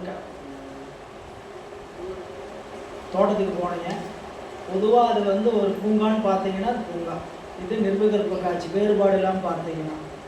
சரிங்களா? உள்ளுக்குள்ளே போய் அடாடா இந்த செடியில் டப்பு அழகாக போட்டுருக்கு, இந்த செடியில் பார்த்தீங்கன்னா டப்பு அப்படின்னு தனித்தனியாக பார்த்தா அது நிர்விகற்ப காட்சி, வேறுபாடு. சவிகற்ப காட்சி, நிர்விகற்ப காட்சி வேறுபாடு இல்லாத காட்சி, சவிகற்ப காட்சி வேறுபாடோடு கூடிய காட்சி. பாருங்க, இதுவோ அதுவோ என்று சந்தேகப்பட்டு காண்டல், ஒன்றை பிரித்தொன்றாக காண்டல், பிரிதொன்றாக காண்டல் விபரீத காட்சி, உள்ளவாறு விளங்க காண்டல் சவிகற்ப காட்சி. சவிகற்பம் என்பது விகற்பத்தோடு கூடியதெல்லாம் விளக்கம் படிச்சு கீழே கடைசி பற்றி பாருங்க. கண் ஒரு பொருளை காணும் பொழுது காணும் தொழில் நிகழ்கின்றது என்று மட்டும் காண்பது நிர்விகற்ப காட்சி. கண் கண்டதே உயிர் கண்டதோ என்று காண்பது ஐயக்காட்சி. கண்ணே கண்டது என்ன காண்டல் விபரீத காட்சி. கண்ணின் வழியாக உயிர் கண்டது என்று காண்டல் குற்றமற்ற சவிகற்ப காட்சி. இந்த விதமாக ஒவ்வொரு பொருளுக்கும் கண்டுகொள்ள வேண்டும். எனவே காரணத்துக்கு அறிவில்லை என்பது தெளிவாயிற்று. காரணங்களுக்கு என்ன இல்லை? கருவிகளுக்கு அறிவு இல்லை. இதை இவ்வளவு விளக்கணுமா அப்படின்னு யோசிச்சு பாருங்க. சரிங்களா? அப்போ எவ்வளவு வாதத்தில் அவங்க உறுதியாக இருந்திருப்பாங்க. எதில் இருக்கிறவங்க கருவிகள் எல்லாம் அறிவுடையதுதான். இப்போ நீங்க கருவிகளுக்கெல்லாம் பொதுவாக அறிவு இல்லைனாலும் உயிரோடைய சன்னதியில் இந்த கருவிகளுக்கு அறிவு உண்டுன்னு சொல்றாங்க. அதை மறுக்கிறதுக்கு தான் என்ன பண்ணிட்டாரு, இதை வச்சார். அதை வலியுறுத்துவதுக்கு ஏது? பேய்த்தே நீர் என்று வரும் பேதைக்கு மற்றணைந்த பேய்த்தேர் அசத்தாகும் பெற்றிமையின் வாய்த்ததனை கண்டுணர்வார் இல்வழியின் காணும் அசத்தின்மை கண்டுணர்வார் இல்லதெனக்கான். பேய்த்தேர் காணல் நீர். காணல் நீரை உண்மை நீர், உண்கின்ற நீர் என்று கருதி வருகின்ற பேதைக்கு, அறிவில்லாதவருக்கு, பேய்த்தேர் நீர் என்று வரும் பேதைக்கு மற்ற அணைந்த போது, பக்கத்தில் போன போது பேய்த்தேர் அசத்த இருக்கிற மாதிரி இருந்து இல்லாமல் போச்சு. பேய்த்தேர் நீர் என்று வரும் பேதைக்கு மற்ற அணைந்த பேய்த்தேர் அசஸ்தாகும் பெற்றிமையும். பெற்றிமை என்னங்க? அதுபோல. பெற்றிமை என்பது அதுபோல. இந்த ஊம உறுப்பு நிறைய இருக்கு, அதுல ஒன்று பெற்றிமையும். அதுபோல வாய்த்ததனை கண்டுணர்வார் இல்வழியின் காணும் அசத்தின்மை. சரியா வழி நடத்துறவங்க, உபதேசம் பண்றவங்க இல்லாத வரைக்கும் இந்த உலகம் நம்மளுக்கு என்னவா தோணாது? அசத்து பொருளா, அசத்தில்லாத பொருளா தோணாது. இது சத்து தான், இது நிலையுடைய பொருள் தான் அப்படின்னு உண்மையான நிலையுடையவர்களை காண்கின்ற வரைக்கும் இந்த உலகம் நிலைத்த பொருள் அப்படின்னு தோணிட்டு இருக்கும். எப்போ அது மாறுபோலாகும், எப்போ நம்மளுக்கு வேறுபாடு அடையும் கேட்டிங்கன்னா, கண்டுணர்வார் இல்லதெனக்கான்.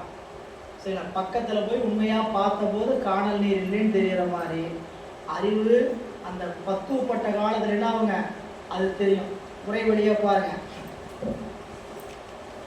பேய்த்தே நீர் என்று வரும் பேதைக்கு அனைத்த போது மற்ற அசத்து ஆகும் பெற்றிமையில்.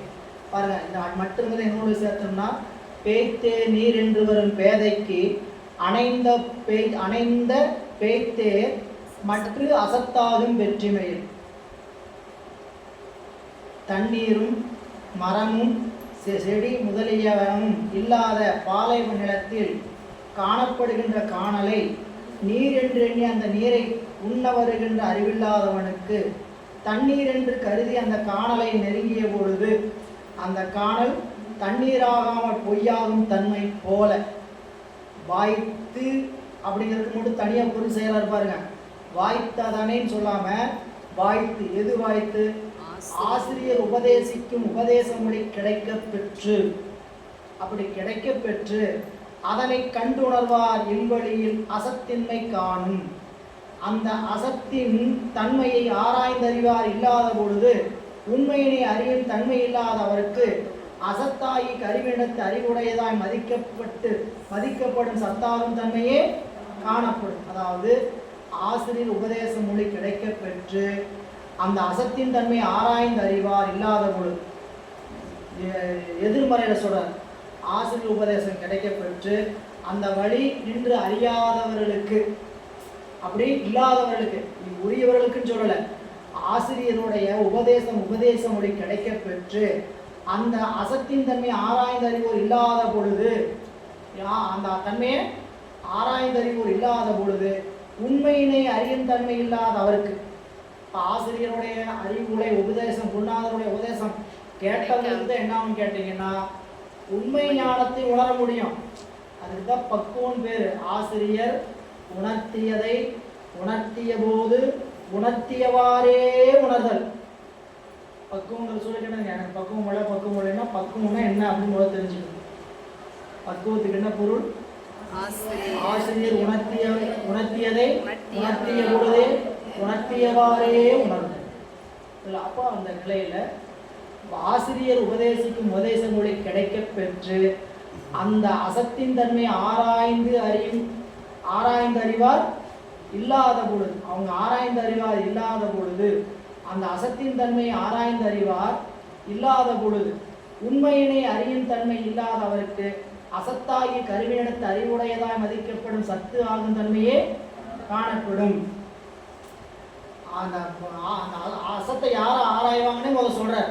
யார் அசத்தின் தன்மை ஆராய்வாங்கன்னு கேட்டீங்கன்னா ஆசிரியருடைய உபதேசத்தை பெற்றவங்க தான் அசத்தினுடைய தன்மையை ஆராய்வங்க. அப்படி பெற்று ஆராய்ந்தறிவார் இல்லாத பொழுது, அவங்க பெற்று ஆராய்ந்தறிவார்னா அப்படி பெறாதவர்கள், பெற்று ஆராய்ந்தறிவர் இல்லாத பொழுது அவங்க என்ன எதை அறிவாங்க? உண்மையிலே அறியும் தன்மை இல்லாத அவருக்கு அசத்தாகிய கருவியை நடத்து அறிவுடையதாய் மதிக்கப்படும் சத்தாகிய தன்மை. நம்ம என்ன பண்ணுவான்னு கேட்டீங்கன்னா, இந்த உலகம் சத்து, மற்ற பொருளாம் சத்து. இது ரொம்ப எளிமையாக வள்ளுவர் வச்சார். நில்லாதவற்றை நிலையென உணரும், நில்லாதவற்றை நிலையின என்று உணரும் உள்ளறிவாண்மை கடை. இந்த உலக பொருள் அத்தனையும் இல்லாத பொருள், நிலையில்லாத பொருள். அதை நிலைத்த பொருளாக உணர்றீங்களா? என்ன அர்த்தம்? என்னது? புல்லறிவு. என்ன புல்லறிவு? அப்படின்னா கீழ்மையான அறிவு, நிலையில்லாத அறிவு. அப்ப அந்த அறிவு கொண்டு நிற்பவர்கள் கடையானவர்கள் அப்படின்னு காட்டினார். இங்க வந்துட்டீங்கன்னா சொல்றார், கண்டு உணர்வார் இல்லதெனக்கான் அந்த உபதேச மொழி கிடைக்க பெற்று அசத்தின் தன்மையை ஆராய்ந்து அறிய வல்லார்க்கு அந்த அசத்தாகி கருவி அறிவில்லாததே ஆகும் என்பதை அறிவாயாக. அப்போ கண்டுணர்வார் இல்லதெனக்கான், கண்டுணர்வார் இல்லதெனக்கான் யாரு? அப்படி ஆசிரியருடைய உபதேசத்தை கேட்டு இந்த உலகத்தை அணுகி நிற்கிறார்களோ அவர்களுக்கு இந்த உலகம் எப்படிப்பட்ட பொருளா தோணும்? அசத்து. இங்க பிரபஞ்சம்னு சொன்னால் எதை எடுத்துக்கணும்? கரணங்களை. இந்த கருவிகள்லாம் எப்படிப்பட்டதுதான்? அசத்து தான் அப்படின்னு காட்டுறாரு. இனி இந்த அதிகரணத்துல 2ஆம் அதிகரணத்து இதோட நிறைவு. 3ஆம் அதிகரணம் கடைசி அதிகரணம். நமக்கு சத்து அசத்தாகி இரண்டையும் அறிவது உயிர், உயிரினுடைய ஆன்ம இலக்கணம் சொல்லுகின்ற பகுதிங்க. மேற்கோள் பாருங்க. இனி இரு திறன் அறிவுள்ளது இரண்டலா ஆன்மா. சத்து அசத்து என்னும் இரண்டின் இயல்பை அறியும் அறிவு உடையது உயிர். உயிர் சத்தும் அன்று அசத்தும் அன்று, உயிர் சதசத்து. சத்தினடத்து அசத்து பிரகாசியாது அசத்தினுக்கு உணர்வுன்ற. இது ஏது? இங்க ஏது கொடுக்கல. இங்க ஏது இந்த நூற்பாவுக்கு ஆசிரியர் ஏது செய்யல. ஏன்னா ஏற்கனவே என்ன சொல்லிட்டாரு? சத்தினுக்கு உணர்வென்று, அசத்தினுக்கு சத்தினிடத்து அசத்து பிரகாசியாது அசத்தினிடத்து உணர்வென்று ஏற்கனவே 2 அதிகாரத்துக்கு சொல்லிட்டார். சொன்னதுனால இங்க வந்து தனியா ஆன்மாவுக்குன்னு தனியா நிறுவ வேண்டியதில்லை. இருக்கிறது என்னதுங்க? இருக்கக்கூடிய எஞ்சி இருக்கக்கூடிய பசு தான். பசுவுக்கு என்ன நிறுவ வேண்டியதில்லை, தனியா ஒரு ஏது சொல்லி நிறுவ வேண்டியது. அதனால என்ன பண்றாரு? பொழிப்புரை செய்யறது. இந்த ஆன்மா எப்படிப்பட்ட இலக்கணத்தை உடையது அப்படின்னு. இப்போ மேற்கோள் பாருங்க. இனி இருதிறன் அறிவுள்ளது இரண்டலா ஆன்மா. என்ன? ஆன்மா சத்து அசத்து ரெண்டும் தன்மையும் அறியும் தன்மை உடைய அறிவுடையது.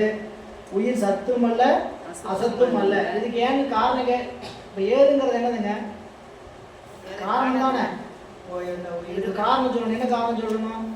உயிர் வந்து சத்து அசத்து ரெண்டையும் அறியும். அது சத்தும் அல்ல அசத்தும் அல்ல.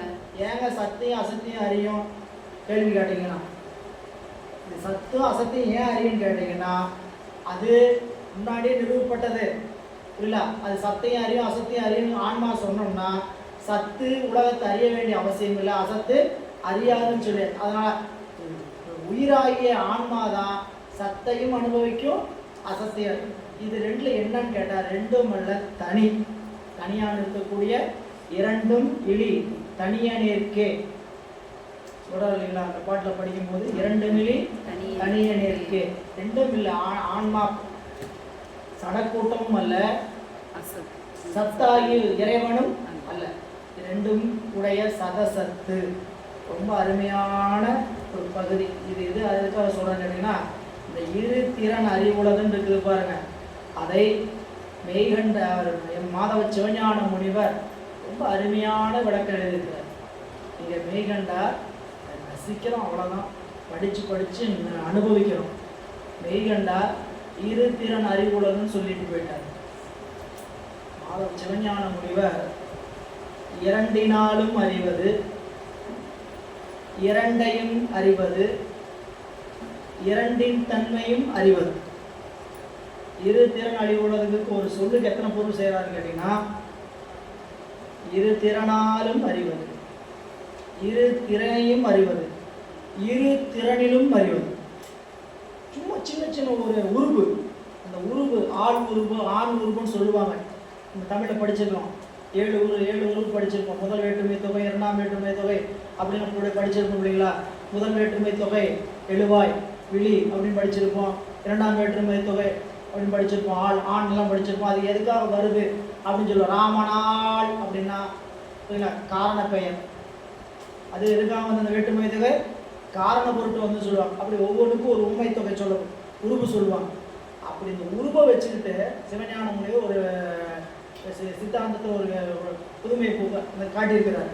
பாருங்க கீழே, இனி இருதிறன் அறிவுள்ளது தெளிவுரை. இந்த அதிகரணத்தில் மேற்கோளுக்கு வேறு ஏது கூறாமல் அதற்கு பொழிப்புரை கூறியிருக்கிறார் ஆசிரியர். இதற்கு காரணம் முந்தைய 2 அதிகாரணத்தின் மேற்கோள்களே இந்த மேற்கோளுக்கு ஏதுவாக இருப்பதனாலேயே ஆகும். புரியுதுங்களா? முந்தைய ரெண்டு அதிகாரணத்துடைய மேற்கோள் தான் இதுக்கு என்னதுங்க, ஏது. அதுக்கு விளக்கம் வருவார். இரண்டலா ஆன்மா இருதிறன் அறிவுள்ளது என்பது இந்த அதிகாரத்தினுடைய மேற்கோள் என்னதுங்க, இரண்டலா ஆன்மா இருதிறன் அறிவுள்ளது. இதற்கு மேற்கோளாகும். இந்த மேற்கோளுக்கு சத்து எதிரில்லாத அசத்தும் சத்தும் தம்முள் ஒன்றால் ஒன்று அறியும், அதாவது ஒன்று அறியப்படாமையால் என்பதால், அதாவது இரண்டலா ஆன்மா இருதிறன் அறிவுள்ளது என்பது இந்த அதிகரணத்தில் மேற்கோளாகும். அந்த மேற்கோள்ல சத்து எதிரில்லாத அசத்தும் சத்தும் தம்முள் ஒன்றால் ஒன்று அறியப்படாமையால் என்பது ஆகும், ஏது ஆகும். சூரியனை பொருள்கள் அனுபவியா, பொருள்களை சூரியன் அனுபவியா. இவ்வாறு ஒன்றால் ஒன்று அனுபவிக்கப்படாத சூரியனையும் பொருள்களையும் அனுபவிக்கும் கண்போல என்பது எடுத்துக்காட்டு. சொல்ல வந்த செய்தி, சத்தின் எதிர் இல்லாத அசத்தும் சத்தும் தம்முள் ஒன்றால் ஒன்று அறியப்படாமையால் என்பது ஏதாது. ரெண்டு முதல்ல அத்தனை படிச்சுங்க. சத்து அசத்து அறியாது, அசத்து சத்து அறியாது. இதுதான் ஏது. ஏங்க இங்க உயிர் இருதிறன் அறிவுள்ளது இரண்டலா ஆன்மான்னு சொல்றீங்க கேட்டா, அங்க முன்னாடி பார்த்த சத்து அசத்து அறியாது, அசத்து சத்து அறியாது. ரெண்டுக்கு நடுவில் இருக்கிற வந்தாத அறிவா, இதுதான் ஏது. அதுக்கு பொழிப்புரை செய்கிறார். மேற்கோளுக்கு நூலாசிரியர் அவருடைய பொழிப்புரை, இவ்விரண்டினையும் அறிவதாய் உபதேசியாய் நின்ற அவ்வறிவு இரண்டன்பாலும் உளதாய் உள்ள அதுவே அவ்வான்மாவாம் என்றது. ஆன்மாவின் இலக்கணம் என்ன, நாமெல்லாம் எப்படிப்பட்டவங்க அப்படின்னா, ரெண்டாவது சொல்லக்கூடிய உபதேசியாய். நம்மளோட நிலை என்னது, உபதேசி. நாமளே உபதேசி எண்ணிக்கிறவங்க. நாம பல பேருக்கு உபதேசி எண்ணிக்க கூடாது. நாமளே இறைவன் உபதேசிக்க, இறைவன் அறிவுறுத்த தான் அறிவோம், சரிங்களா? நாம 4 பேருக்கு அறிவுரை சொல்ற இடத்துல நாம் இல்லை, நாம் உபதேசி அல்ல, சரிங்களா? அப்போ இங்க உபதேசியாய் சொல்ற ரொம்ப பாருங்க கீழே, இதுல இவ்விரண்டினையும் அறிவதாய் உபதேசியாய் நின்ற அவ்வறிவு இரண்டன்பாலும் உள்ளதாய் அதுவே அவ்வான்மாவாம் என்றது. பொருள், மேல் 2 அதிகரணங்களால் கூறி முடித்து சத்தாகிய சிவத்தையும் அசத்தாகிய பிரபஞ்சத்தையும் அறியும் தன்மை உடையதாய், அவ்வாறு அறிவது தானே அறிதல் இன்றி அறிவிக்கும் அறியும் தன்மை உடையதாய். ஒவ்வொன்றையும் தனித்தனியா புரிச்சுக்கிட்டே வாங்க. மயன்னு இருக்கும். அது நேரம். ஆன்மாவுடைய இலக்கணம் வேற சொல்லிட்டு இருக்கிறோம். இந்த நேரத்துல கண்ணை மூடிடாதீங்க, சரிங்களா? நீங்க இந்த நேரத்துல கண்ணை மூடிட்டீங்கன்னா உங்களோட இலக்கணம் என்னன்னு உங்களுக்கு தெரியாம போயிடும், சரிங்களா? அப்புறம் இவ்வளவு நாள் படிச்சதுல நான் இதுக்கு தானே படிக்க வந்தேன், நான் ஆன்மானா என்ன, உயிர்னா என்னன்னு தெரிஞ்சே ஆகும் தானே இவ்வளவு நாளா படிக்க வந்தேன், இப்ப இன்னைக்கு பார்த்து இந்த நேரத்துல இப்படி கோட்டையை விட்டுட்டேன் அப்படின்னு நினைச்சுட்டாங்க. தனித்தனியா பிரிச்சுங்க. பொழிப்புரை 3 பிரிங்கம்மா. இவ்விரண்டினையும் அறிவதாய் 1, உபதேசியாய் 2, நின்ற அவ்வறிவு இரண்டன்பாலும் உள்ளதாய் உள்ள அதுவே ஆன்மாவாம் என்றது 3. பொருள் வழியா பாருங்க. மேல் 2 அதிகரணங்களால் கூறி முடித்த சத்தாகிய சிவத்தையும் அசத்தாகிய பிரபஞ்சத்தையும் அறியும் தன்மை உடையதாய் உண்டு. இவ்விரண்டினையும் அறிவதாய். 2. அவ்வாறு அறிவதும் தானே அறிதலின்றி அறிவிக்க அறியும் தன்மை உடையதாய். 2. மேல சொன்ன மாதிரி 2 அதிகம் கூடி முடித்த மாதிரி சத்தாகிய சிவத்தையும் அசத்தாகிய பிரபஞ்சத்தையும் அறியும் தன்மை உடையவன் நாம யாருங்க? முதல் லட்சணம் என்ன? எல்லாம் லட்சணமா சொல்லுங்க பார்க்கலாம். யாரெல்லாம் லட்சணமா சொல்றீங்கன்னு பாக்குறேன். சத்தாகிய சிவத்தையும் அசத்தாகிய பிரபஞ்சத்தையும் தன்மை உடையதா. சரிங்களா? முதல் லட்சணம். 2வது லட்சணம், அப்படியே அறியும் போதும் எப்படி அறிய மாட்டான்? நாமளா அறிய மாட்டான், அவன் அறிவிக்கத்தான். 2வது லட்சணம் உபதேசியாய். அவ்வாறு அறிவதும் தானே அறிதலின்றி அறிவிக்கும் அறியும் தன்மை 2வது லட்சணம். முதல்ல அசத்தாகி அசத்தோடு கூடி அசத்தையும் சத்தோடு கூடி சத்தையும் அறிகின்ற தன்மை உடையவனா இருப்போம். அப்படி அறியும் போதும் அறிவிக்க அறிவுமே தவிர நாமளே ஒரு பொருளையும் அறிய மாட்டோம். சத்தையும் சரி அசத்தையும் சரி. பிரபஞ்சத்தையும் நாமளா அறிய மாட்டோம். பிரபஞ்சத்தையும் நாமளா அறிய மாட்டோம்னா சிவத்தை போய் நாமளா எப்படி அறியவே முடியாது. இல்ல எதையாவது ஒன்னையாவது நீங்க அழிஞ்சிட்டு வந்துருக்கிறீங்களா? இது வரைக்கும் நிறைய அறிஞ்சிட்டு இருக்கிற நிறையா தினம் தானே வீட்டுல வந்து பாருங்க. நான் அறியலாம் உங்களுக்கு தெரியவே தெரியாது.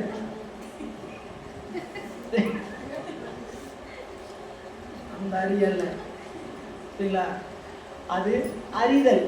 அதுக்கு பேர் என்னது? அறிதல். இதுக்கு பேர் அறிதல். ஆமா, நீங்க எல்லாம் என்ன பண்ணணும்? செய்கையோட தான் காட்டணும். அறிதல் அறிதல், புரியுதா? அப்படின்ட்டு அறிவிக்கும் தன்மை உடையதாய் பாருங்க. அவளை அப்பா நல்லா இந்த இலக்கணத்தை மட்டும் கொஞ்சம் உள்ளுக்குள்ள ஆழமா பதிய வச்சுக்கிட்டீங்கன்னா நாம் எந்த நிலையில் நிற்கிறோம், சிவம் எங்கே நிற்கிது அப்படின்னு தெரிஞ்சாதான் அவங்கள்ட்ட நாம் இன்னும் மேலே மேலே முருக அன்பு வரும். அவன் நமக்கு இத்தனை அறியாமையும் தெரிந்து அருள் செய்து கொண்டே இருக்கிறான். சரிங்களா? இப்போ நம்மளுக்கு பள்ளிக்கூடத்தில் ஒரு வாத்தியார் பாடம் நடத்திட்டு இருக்கிறார். மாணவன் கூட கூட பேசிக்கிட்டு பதில் சொல்லிகிட்டே இருக்கிறான். அவனுக்கு விட தெரியுது. இல்லை ஏற்கனவே நல்லா ராமானுஜர் படித்ததை அவர் தான் படித்தார். ஆசிரியர் சூத்திரத்தை எழுதும்போது விடை எழுதிடுவார். விடையை சொல்லிடுவாராம். விடையெல்லாம் நிறுவ வேண்டியதில் இல்லை. a+b whole square s square + b square + 2ab எதை முடிச்சுடுவாராம். சரிங்களா? அவர் முன்கூட்டியே அந்த அவருக்கு அறிவு ஆட்டுறார். சரிங்களா? ஆசிரியர் இப்போ நடத்திட்டு இருக்கிறார். சரிங்களா? பாடம் படிச்சுட்டு இருக்கிற மாணவன் டப்பு டப்புன்னு எழுந்திருந்து அதை சொல்லிகிட்டே இருக்கிறான். பதில் விடை வச்சுருக்கிறேன். இல்லாட்டி அவர் சொல்லுறது எதாவது சொல்லிட்டு இருக்கிறான். பார்க்குறாரு, பார்ப்பார், பொறுமையாக பார்த்துட்டே இருப்பார். அப்போ தப்பாக எதாவது சொல்லிட்டு இருக்கிறேன். எனக்கு சரியாக சொன்னால் கூட ஓகே ஒரு அடி காமட பண்ணுங்க, சும்மா எழுந்து ஸ்டார்ட் பண்ணிட்டு அறியாமைனாலுங்க எனக்கு தெரியும் அப்படிங்கிறது ஆசிரியருக்கு தெரியாதுன்ட்டு உணர்த்துறது. புரியல? ஆசிரியருக்கு தெரியாதுன்னு நினச்சி உணர்த்துறது நமக்கு அறியாமை. புரியல? அப்போ அந்த அறியாமைக்கு ஆசிரியர் என்ன பண்ணுவார்? பொறுத்துக்குவார். ஆசிரியர் எவ்வளோ தூரம் பொறுப்பார், கொஞ்சம் தூரம் பொறுப்பார். கடைசியில் என்னன்றுவார்? பேசாமல் அமைதியாக இருக்கிறீங்களா கொஞ்சம் நேரம் அப்படிம்பாங்க. இல்லை, அப்போ கடைசியாக என்ன அர்த்தம்னு கேட்டிங்கன்னா இறைவன் எவ்வளவு பொறுத்துக்கிறான்னு சொல்கிறதுக்காக சொல்ல வரேன்.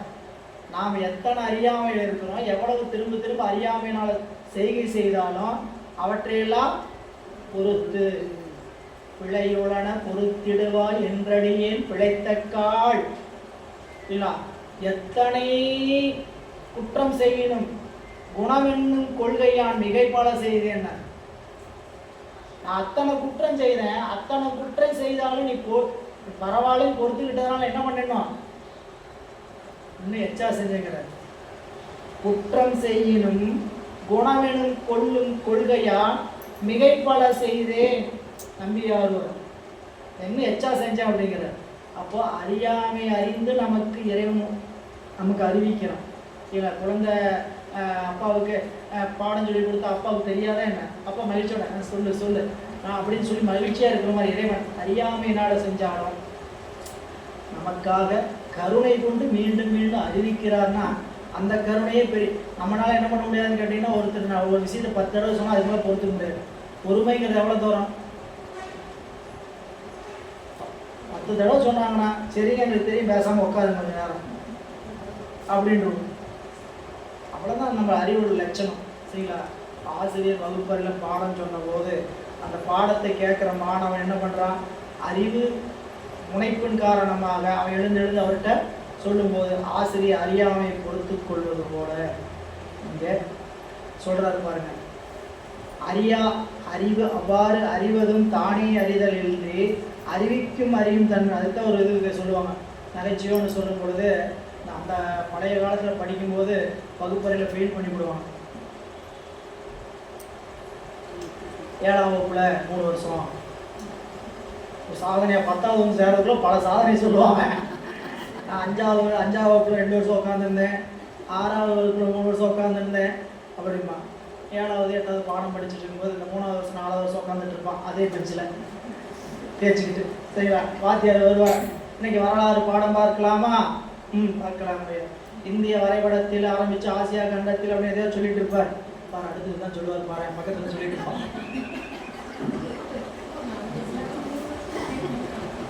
வாத்தியாருடைய நிலை என்னுடைய நண்பர் சொல்லுவார். சரிங்களா? வாத்தியாராக இருக்கிறாரு, கணித வாத்தியாராக இருக்கிறார். என்னை சந்திக்கும் போது இப்போ சொல்லும்போது சொல்லுவார், பள்ளிக்கூடத்தில் படிக்காமல் டிவிக்கு கொடுத்ததுக்கு படித்த பாடத்தையே திரும்ப திரும்ப படின்னு சொல்லிட்டு இருக்கிறாரு இறைவன்.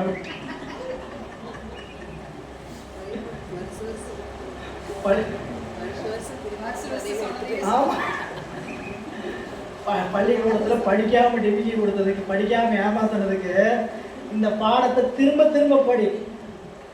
அந்த 10ஆவது 12ஆவது மாணவர்கள் எடுக்கிறாங்க, நான் என்ன பண்ண முடியும்? சிலபஸ் மாறுற வரைக்கும் நோ வாய்ப்பு. சிலபஸ் மாற்றினாலே என்ன மாற்றுவாங்க? பாடத்திட்டத்தில் ஒரு சில அந்த சொற்கள் இதை தான் மாற்றுவாங்க, அந்த சூத்திரத்தை மாற்ற மாட்டாங்க. சூத்திரத்தை சொன்னால் வழக்கம் போல் வண்டி இந்த கட்டி விட்ட மாடு பட்டிக்கு போய் சேர மாதிரி கண்ண மூடி அவர் A+B+2AB கொசிக்கன் டேட்டா டேன் டேட்டா அப்படி வரிசையாக சொல்ல ஆரம்பிச்சு மாற்றாமல் கண்ணை மூடி என்ன பண்ணிட்டு போயிட்டே இருப்பார். அப்படியே கிருன்னு அவருக்கு போயிட்டே இருக்கு. இந்த மாதிரி படித்த பாடத்தை சொல்லாதனால தான் என்னை இறைவன் என்ன பண்ணிட்டாரு அப்படின்னு சொல்லி என்னோட நகைச்சுவை சொல்லும்போது சொன்னார். அந்த மாதிரி இந்த ஆசிரியருடைய நிலை, இறைவனுடைய நிலை அப்படி சொல்லி ஆசிரியர் நிலையை காட்டிக்கணும். இங்கே சொல்கிறார் பாருங்க, அது உபதேசி. இந்த உபதேசின்னு சொன்னாவே நமக்கு அந்த உணர்ச்சி வரணும். நாம் என்ன நிலைமையில் நிற்கிறோம்னா, நம்ம ஒருத்தர் அறிவிக்கத்தான் அறியணுமே தவிர நாம ஒரு பொருளையும் அறியலை, எந்த பொருளையும் நாம அறியவில்லை. இந்த ஒரு சிறுமை தெரிஞ்சாவே முனைப்பு வராது. நம்ம இடத்துல இந்த ஒரு சிறுமை இருக்குது அப்படின்னு தெரிஞ்சாவே நமக்கு என்ன வராதுங்க? முனைப்பு வராது. நான் யார்? எனக்கே நீ சொல்றியா? நீ அவ்வளோ பெரிய ஆளா? அப்படி நினைப்புலாம் எப்போ வருது? எனக்கு தெரியும், நானே அதை கற்றுக்கிட்டேன், எல்லாம் நான் பண்ணிக்கிட்டேன் அப்படிங்கிறதுனால தான் வருது. பல தடவை பார்த்தது தான். பெற்ற பிள்ளையோட நாம கண்டுபிடிக்க முடியாத அறிவு தான் நம்ம இடத்துல இருக்குது. சரிங்களா? அதுவே வருது சொல்லணும். அப்போது சொல்கிறாரு பாருங்க, 3வது பகுதி. சத்து அசத்து ஆகிய அவ்விரண்டின் கண்ணும் அது அதுவாய் நின்று அழுந்தும் நிலை பெற்ற அணுவறிவு உடையதாய் உள்ள பொருள் யாது? அதுவே சத்தும் அசத்தும் அல்லாத சகசத்தாகிய உயிராகும். ஆகவே இரு திறன் அறிவுள்ளது 2 ஆன்மா என மேற்கோள் கூறப்பட்டது. தெளிவுரை. இருதிறன் அறிவு என்பது வேற்றுமை உருவை அடங்கி இருக்கும் தொகை சொல். இச்சொல் 3 உருவுகள் விரிந்து பொருள் தரும் வகையில் நின்றது. அதனை பின்வருமாறு: 2ஆம் வேற்றுமை உருவு ஐயுருவை விரித்து இரு திறனையும் அறியும் அறிவு என்னும் பொருள் பற்றி இவ்விரண்டினையும் அறியும் அறிவதாய். இப்போ இரு திறன்கிறதோட என்ன சேர்த்துறாரு? ஐ, 2ஆம் வேற்றுமை உருவு. இல்லை, அது என்னது? இரண்டினையும். இரண்டினை அப்படிங்கிறது எதுங்க? இரண்டினையும்னா ரெண்டையும் அறிவது எதுங்க? ஆன்மா. சத்தையும் அறியும். ஒரு உறுப்புனால எவ்வளவு நம்ம பொருள் தெரிஞ்சுக்க முடியுது பாருங்க. முதல் உறுப்பு சேர்த்துக்கிட்டாரு. இரண்டினையும் அறிவது அப்படின்னு என்னதுங்க? சத்தினையும் அறியும் அசத்தினையும் அறிவது. அடுத்தது வேற்றுமை உருவு பாருங்க. 3ஆம் வேற்றுமை ஆள் உருவை வெறுத்து இரு திறனால் விளங்கிய அறிவு என்னும் பொருள் பற்றி அப்படின்னா இரு திறனால், சத்தால் அசத்தால். இல்லை, நமக்கு அறிவு எப்படி விளங்குது? இரு திறன். முதல்ல சொன்னது ரெண்டையும் அறிவது ஆன்மா. சத்தையும் அறியும் அசத்தையும் அறியும். அப்படி அறிகின்ற ஆற்றல் இந்த ஆன்மாவுக்கு எப்படி வந்தது? சத்தாலும் அசத்தாலும். அசத்தாகிய பிரபஞ்சத்தாலும் சத்தாகிய இறைவனாலும். சத்தாலும் அசத்தால் அது ஆள். சத்தாலும் பிரபஞ்சத்தாலும் இருதிறனால் விளங்கிய அறிவு என்னும் பொருள் பற்றி உபதேசியாய் அது அறிவிக்க அறிவதாய். ஏழாம் வேற்றுமை உருவு இல் உருவை விரித்து இரு திறனிலும் உள்ள அறிவு அப்படின்னு என்னும் பொருள் பற்றி நின்ற அவ்வறிவு இரண்டன்பாலும் உளதாய் என உரைக்கப்பட்டது. இரண்டன்பால் என்னதுங்க? சத்தோடு கூடி சத்த அனுபவிக்கும், அசத்தோடு கூடி. மூணுக்கு வேற்றுமை தெரிஞ்சுக்கணுங்க, வேறுபாடு தெரிஞ்சுக்கணும். சொன்னது இரு திறனையும் சொன்னது என்னது? சத்தையும் அனுபவிக்கும், அசத்தையும் அனுபவிக்கும். ரெண்டாவது சொன்ன இரு திறனால் அப்படின்னு சொன்னது சத்தாலும் அசத்தாலும் அறிவு. மூன்றாவது சொல்லி இரு திறனிலும் அறிவிக்கிறது, சத்தோடு கூடி சத்தையும் அசத்தோடு கூடி அசத்தையும் அறிவு. ஒரே வேற்றுமை உருவம். அது என்ன பண்ணுதுன்னு கேட்டீங்கன்னா இவ்வளவு பொருள் கொடுக்குது. ஆனா மெய்கண்டார சூத்திரங்களால சுருக்கி வச்சார். ஆனா சிவஞான முனிவருக்கு மெய்கண்டார் உள்ள இருந்து என்ன பண்ணிட்டாரு? டிக்டேட் பண்ணிட்டார். சொல்லு, இதை சொல்லு, இதை சொல்லு, இதை சொல்லு அப்படி என்ன பண்ணியிருக்கிறாரு? அங்கிருந்து உணர்த்தி இருக்கிறார் சாமி. இல்லை, இதுதான் அந்த பூசைக்கும் குருநாதருக்கும் பெறுகின்ற நிலை. பூசையும் குருநாதருடைய நினைப்பும் என்ன செய்யும் கேட்டீங்கன்னா அறிவுல துல்லியமாக சில விஷயங்களை நமக்கு எடுத்துக்காட்டுகின்ற நிலை. அதனால தெளிவு குருவின் திருமேனி காண்டல், தெளிவு குருவின் திருநாமம் செப்ப, தெளிவு குருவின் திருநாமத்தை கேட்டல், தெளிவு குரு ஒரு நம்ம அறிவு தெளிவாக வேண்டுமானால் புரியுங்களா? பூசையும் குருநாதரும் சரிங்களா? இதுல முதலிடம் யாருக்குன்னா குருநாதருக்கு தான். சரிங்களா? குருவுக்கு அப்புறம் தான் பூசை. சில குரு வழிபாடு என்பது அது நீங்க திருமந்திரத்துல உபதேசம்னு ஒரு 30 உபதேசம். அதுக்குள்ள ஒரு 15 பாடல் கழிஞ்சு பார்த்தீங்கன்னா மூலர் நந்தியம்பெருமானுடைய உபதேசத்தினால் தான் பெற்றது என்ன? நூல் முழுக்க அதைத்தான் விரிக்கிறார். நான் என்னுடைய குருநாதன் நந்தியம்பெருமானுடைய கருணையினால் இந்த ஆகமத்தை விரித்தேனே, தமிழால் விரித்தேன். அவர் எனக்கு என்ன சொன்னாரு? உணர்த்தினார். அவர் ஏதாவது மொழியில சொல்லி கொடுத்தாரா என்ன? நந்தியம்பெருமான் திருமூலருக்கு அங்கே உபதேசம் பண்ணும்போது தமிழ்லேயே உபதேசம் பண்ணார். அதெல்லாம் என்ன அப்படியும் இல்லை. உபதேசம் அவர் நிறைய பேருக்கு பண்ணார். 8 பேருக்கு பண்ணார். யாருங்க? நந்தியம்பெருமான் 8 பேருக்கு உபதேசம் பெற்றாங்க. 8 பேரில் திருமூலர் ஒருத்தர். திருமூலருக்கு அவர் என்ன மொழியில் உபதேசம் பண்ணார்? தமிழ், வடமொழியில். சொல்லிறந்து நின்ற தொன்மை. அது என்னதுங்க? அறிவுக்குள்ள அறிவானின்னு உணர்த்துறது. இல்லை, அதுதான் விஞ்ஞான கலருடைய நிலை. விஞ்ஞான கலருக்கு எப்படி உணர்த்தினா போதும், அறிவுக்கு அறிவான்ற போதும் இல்லை. எதுக்கு போய் நீங்கள் வெளியே வந்து மான் பழுவான்னு உணர்த்துறது? முன்னாடி குருநாதர் போல சகலராக வந்து உணர்த்துறது. நமக்கு சகலராக வந்து தான் ஆகணும். திருமூலர் வந்தார் சகலரா, குருநாதரா. இல்லை, திருமூலர் வழி உபதேசம் வந்தது சகலரா. அப்படி நம்மளுக்கு முன்னாடி குருவாக வருவது நம்மனோருக்கு இல்லை. எனவே இந்த 3 நிலை. ஒன்று செயல்படு பொருள். முதல் உருவு என்னன்னு கேட்டிங்கன்னா செயற்படு என்று சொல்லக்கூடிய செயற்படு பொருள் பொருட்டும்பாங்க. 2வது கருவி பொருள் பொருட்டுன்னு சொல்லுவாங்க. 3வது இடப்பொருள். இதை கொஞ்சம் எழுதி வச்சுங்க. மீண்டும் போய் படிச்சிங்கன்னா இந்த இடத்துல இப்போ சொன்னது இரு திறனையும் இரு திறனால் இரு திறனிலும் அப்படிங்கிறத விளங்கும். மறுபடியும் போய் எடுத்து பார்க்கும்போது என்ன ஆகாது?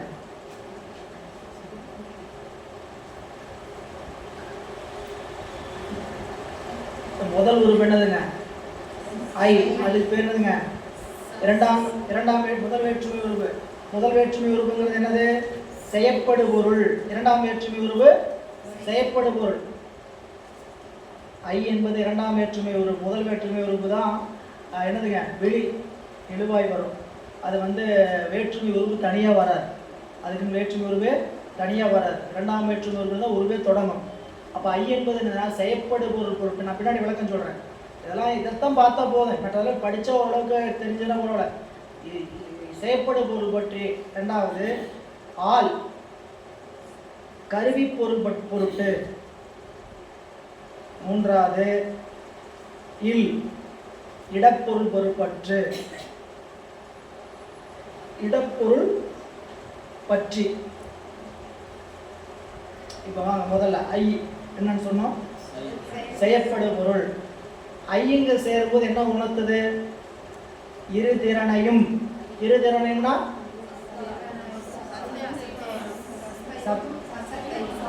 சத்தோடு கூடிய வழி சத்தையும், அசத்தோடு கூடிய வழி அசத். அது செயல்படுறதுனால தானே, செயல்பட்டு சத்தோடு கூடும் போது என்ன ஆகுது, சத்தையும், செயல்பட்டு அசத்தோடு கூடிய வழி அசத்தையும்.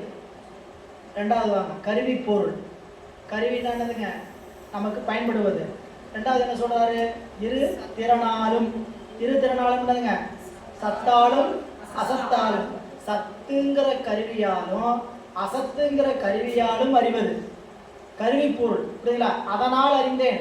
எதனால் இந்த வேலையை செஞ்ச, எதனால் அந்த வேலையை செஞ்சீங்க, எவ்வளோ சீக்கிரம் எப்படிங்க செஞ்சுட்டு வந்தீங்க அப்படின்னா, எனக்கு அந்த துணை இருந்தது அதனால செஞ்சேன்.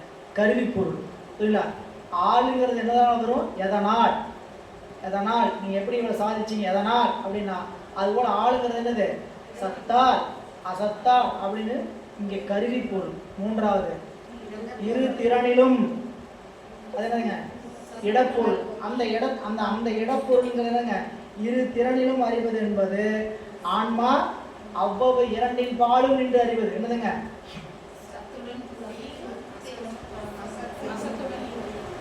முதல்ல இரு திறனையும் சொன்னது என்ன, ரெண்டையும் அறியும். ஆன்மா இரண்டையும் அறியும், சத்தையும் அறியும் அசத்தையும் அறியும். அப்படி அறியும் போது சத்தால அசத்தால் அறியும். புரியுங்களா? மூன்றாவது சத்தையும் அறியும் அசத்தையும் அறியும்.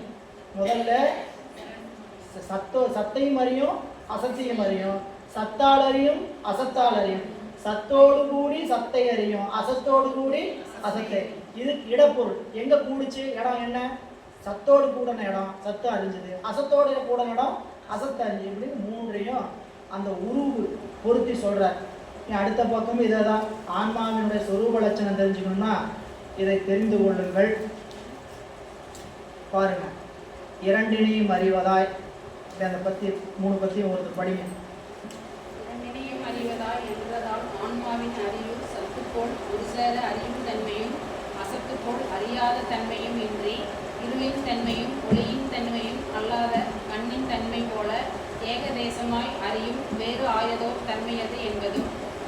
உபதேசியாய் என்றதால் அந்த ஏகதேச அறிவும் ஆகாயத்தின் குணம் ஆகிய ஓசை துணை உள்ள இடத்து விளங்குவது போல பெத்தத்தில் கருவியையும் புத்தியில் திருவருளையும் துணையாக கொண்டு விளங்கும் தன்மையது என்பதும்.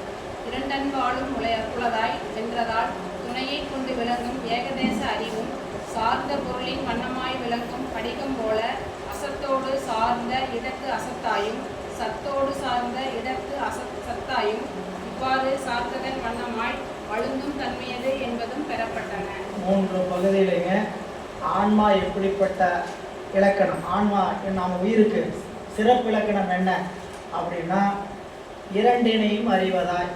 என்ன இரண்டினையும் அறிவதாய், ஒரு சேர அறியும் ஆன்மாவின் அறிவு சத்து போல் ஒரு சேர அறியும் தன்மையும் அசத்து போல் அறியாத தன்மையும் இன்றி. எது போல இருக்குது, இருளின் தன்மையும் ஒளியின் தன்மையும் அல்லாத கண், அந்த தன்மை போல ஏகதேசமாய் அறியும் வேறாயதோர் தன்மையது என்பது. அப்ப ஆன்மா என்பது சத்தாகிய சிவத்தை போல ஒரு சேர அறியாதவும் இல்லை, அசத்தாகிய ஜடத்தை போல அறியாமையும் இல்லை.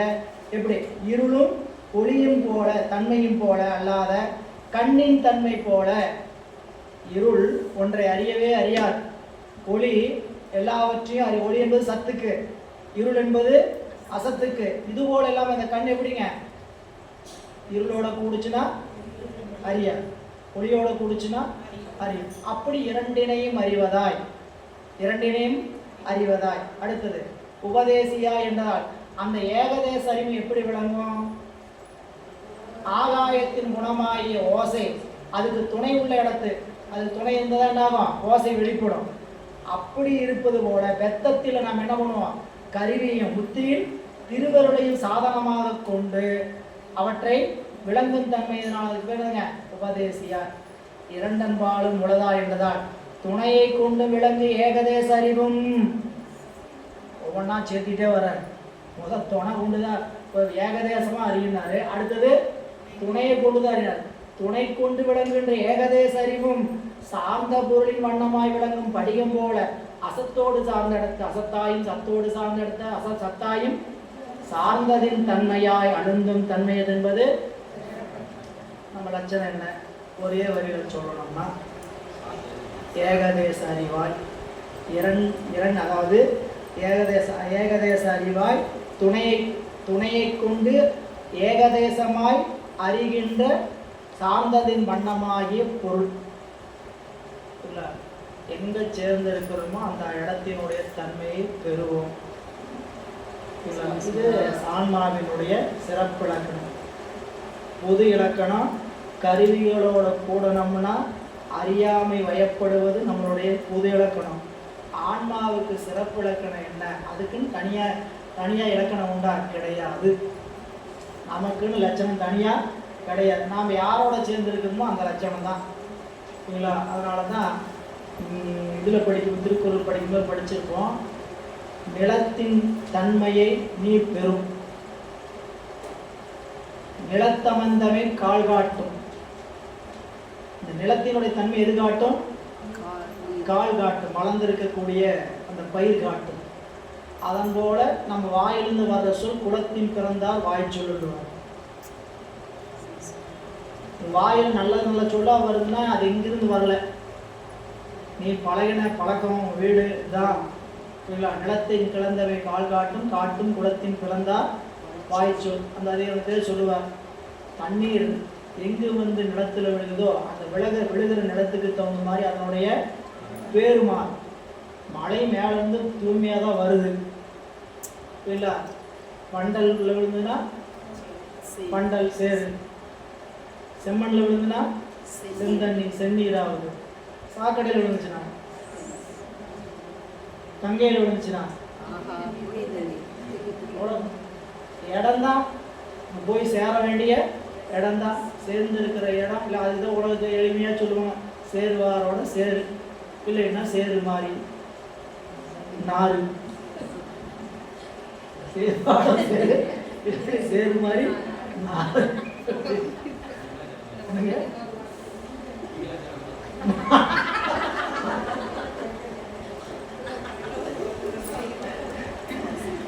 என்ன ஆனா சொன்ன மாதிரி ஒரு பழமொழி வச்சுக்கல. இந்த 2026 ஒரு பழமொழி வந்துச்சுன்னு வச்சுங்க. ஒரு 2003 இது ஒரு பழமொழி விட்டுட்டேன். நமக்கு ஏதுங்க அறிவு? இங்கே யாரோ சொன்னது காதில் வாங்கினதுனால வெளியே வருது தவிர இங்கே ஏது நமக்கு ஏது அறிவு? சரி, இனி எடுத்துக்காட்டு வெண்பா. பொடிப்பொருளை போனார் இல்லையா? 3 என்னென்ன சொன்னாருங்க? இவ்விரண்டு தன்மையுமின்றி உபதேசியாய். பொடிப்பொருள் என்னங்க? இவ்விரண்டு தன்மையுமின்றி அந்த 3ஐயும் தனித்தனியா வெண்பா சொல்லி விளக்குறார். ஒவ்வொரு வெண்பாவும் ஒவ்வொரு விளக்குறார். முதல் எடுத்துக்காட்டு வெண்பா இரண்டினையும் அறிவதாய். முதல் எடுத்துக்காட்டு வெண்பா எதுக்கு?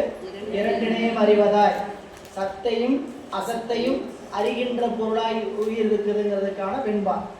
அருகுருவு தான் அறிதல் ஆயிழையாய் ஆன்மா அருகுருவன்றாகும் உண்மை அருகுருவாய் தோன்றியுடன் நில்லாது தோன்றாது நில்லாது தோன்றல் மலர் மனம் போல் தொக்கு கொண்டு கூட்டுப்படி பொருள் செய்திருக்கிறார் பாருங்க.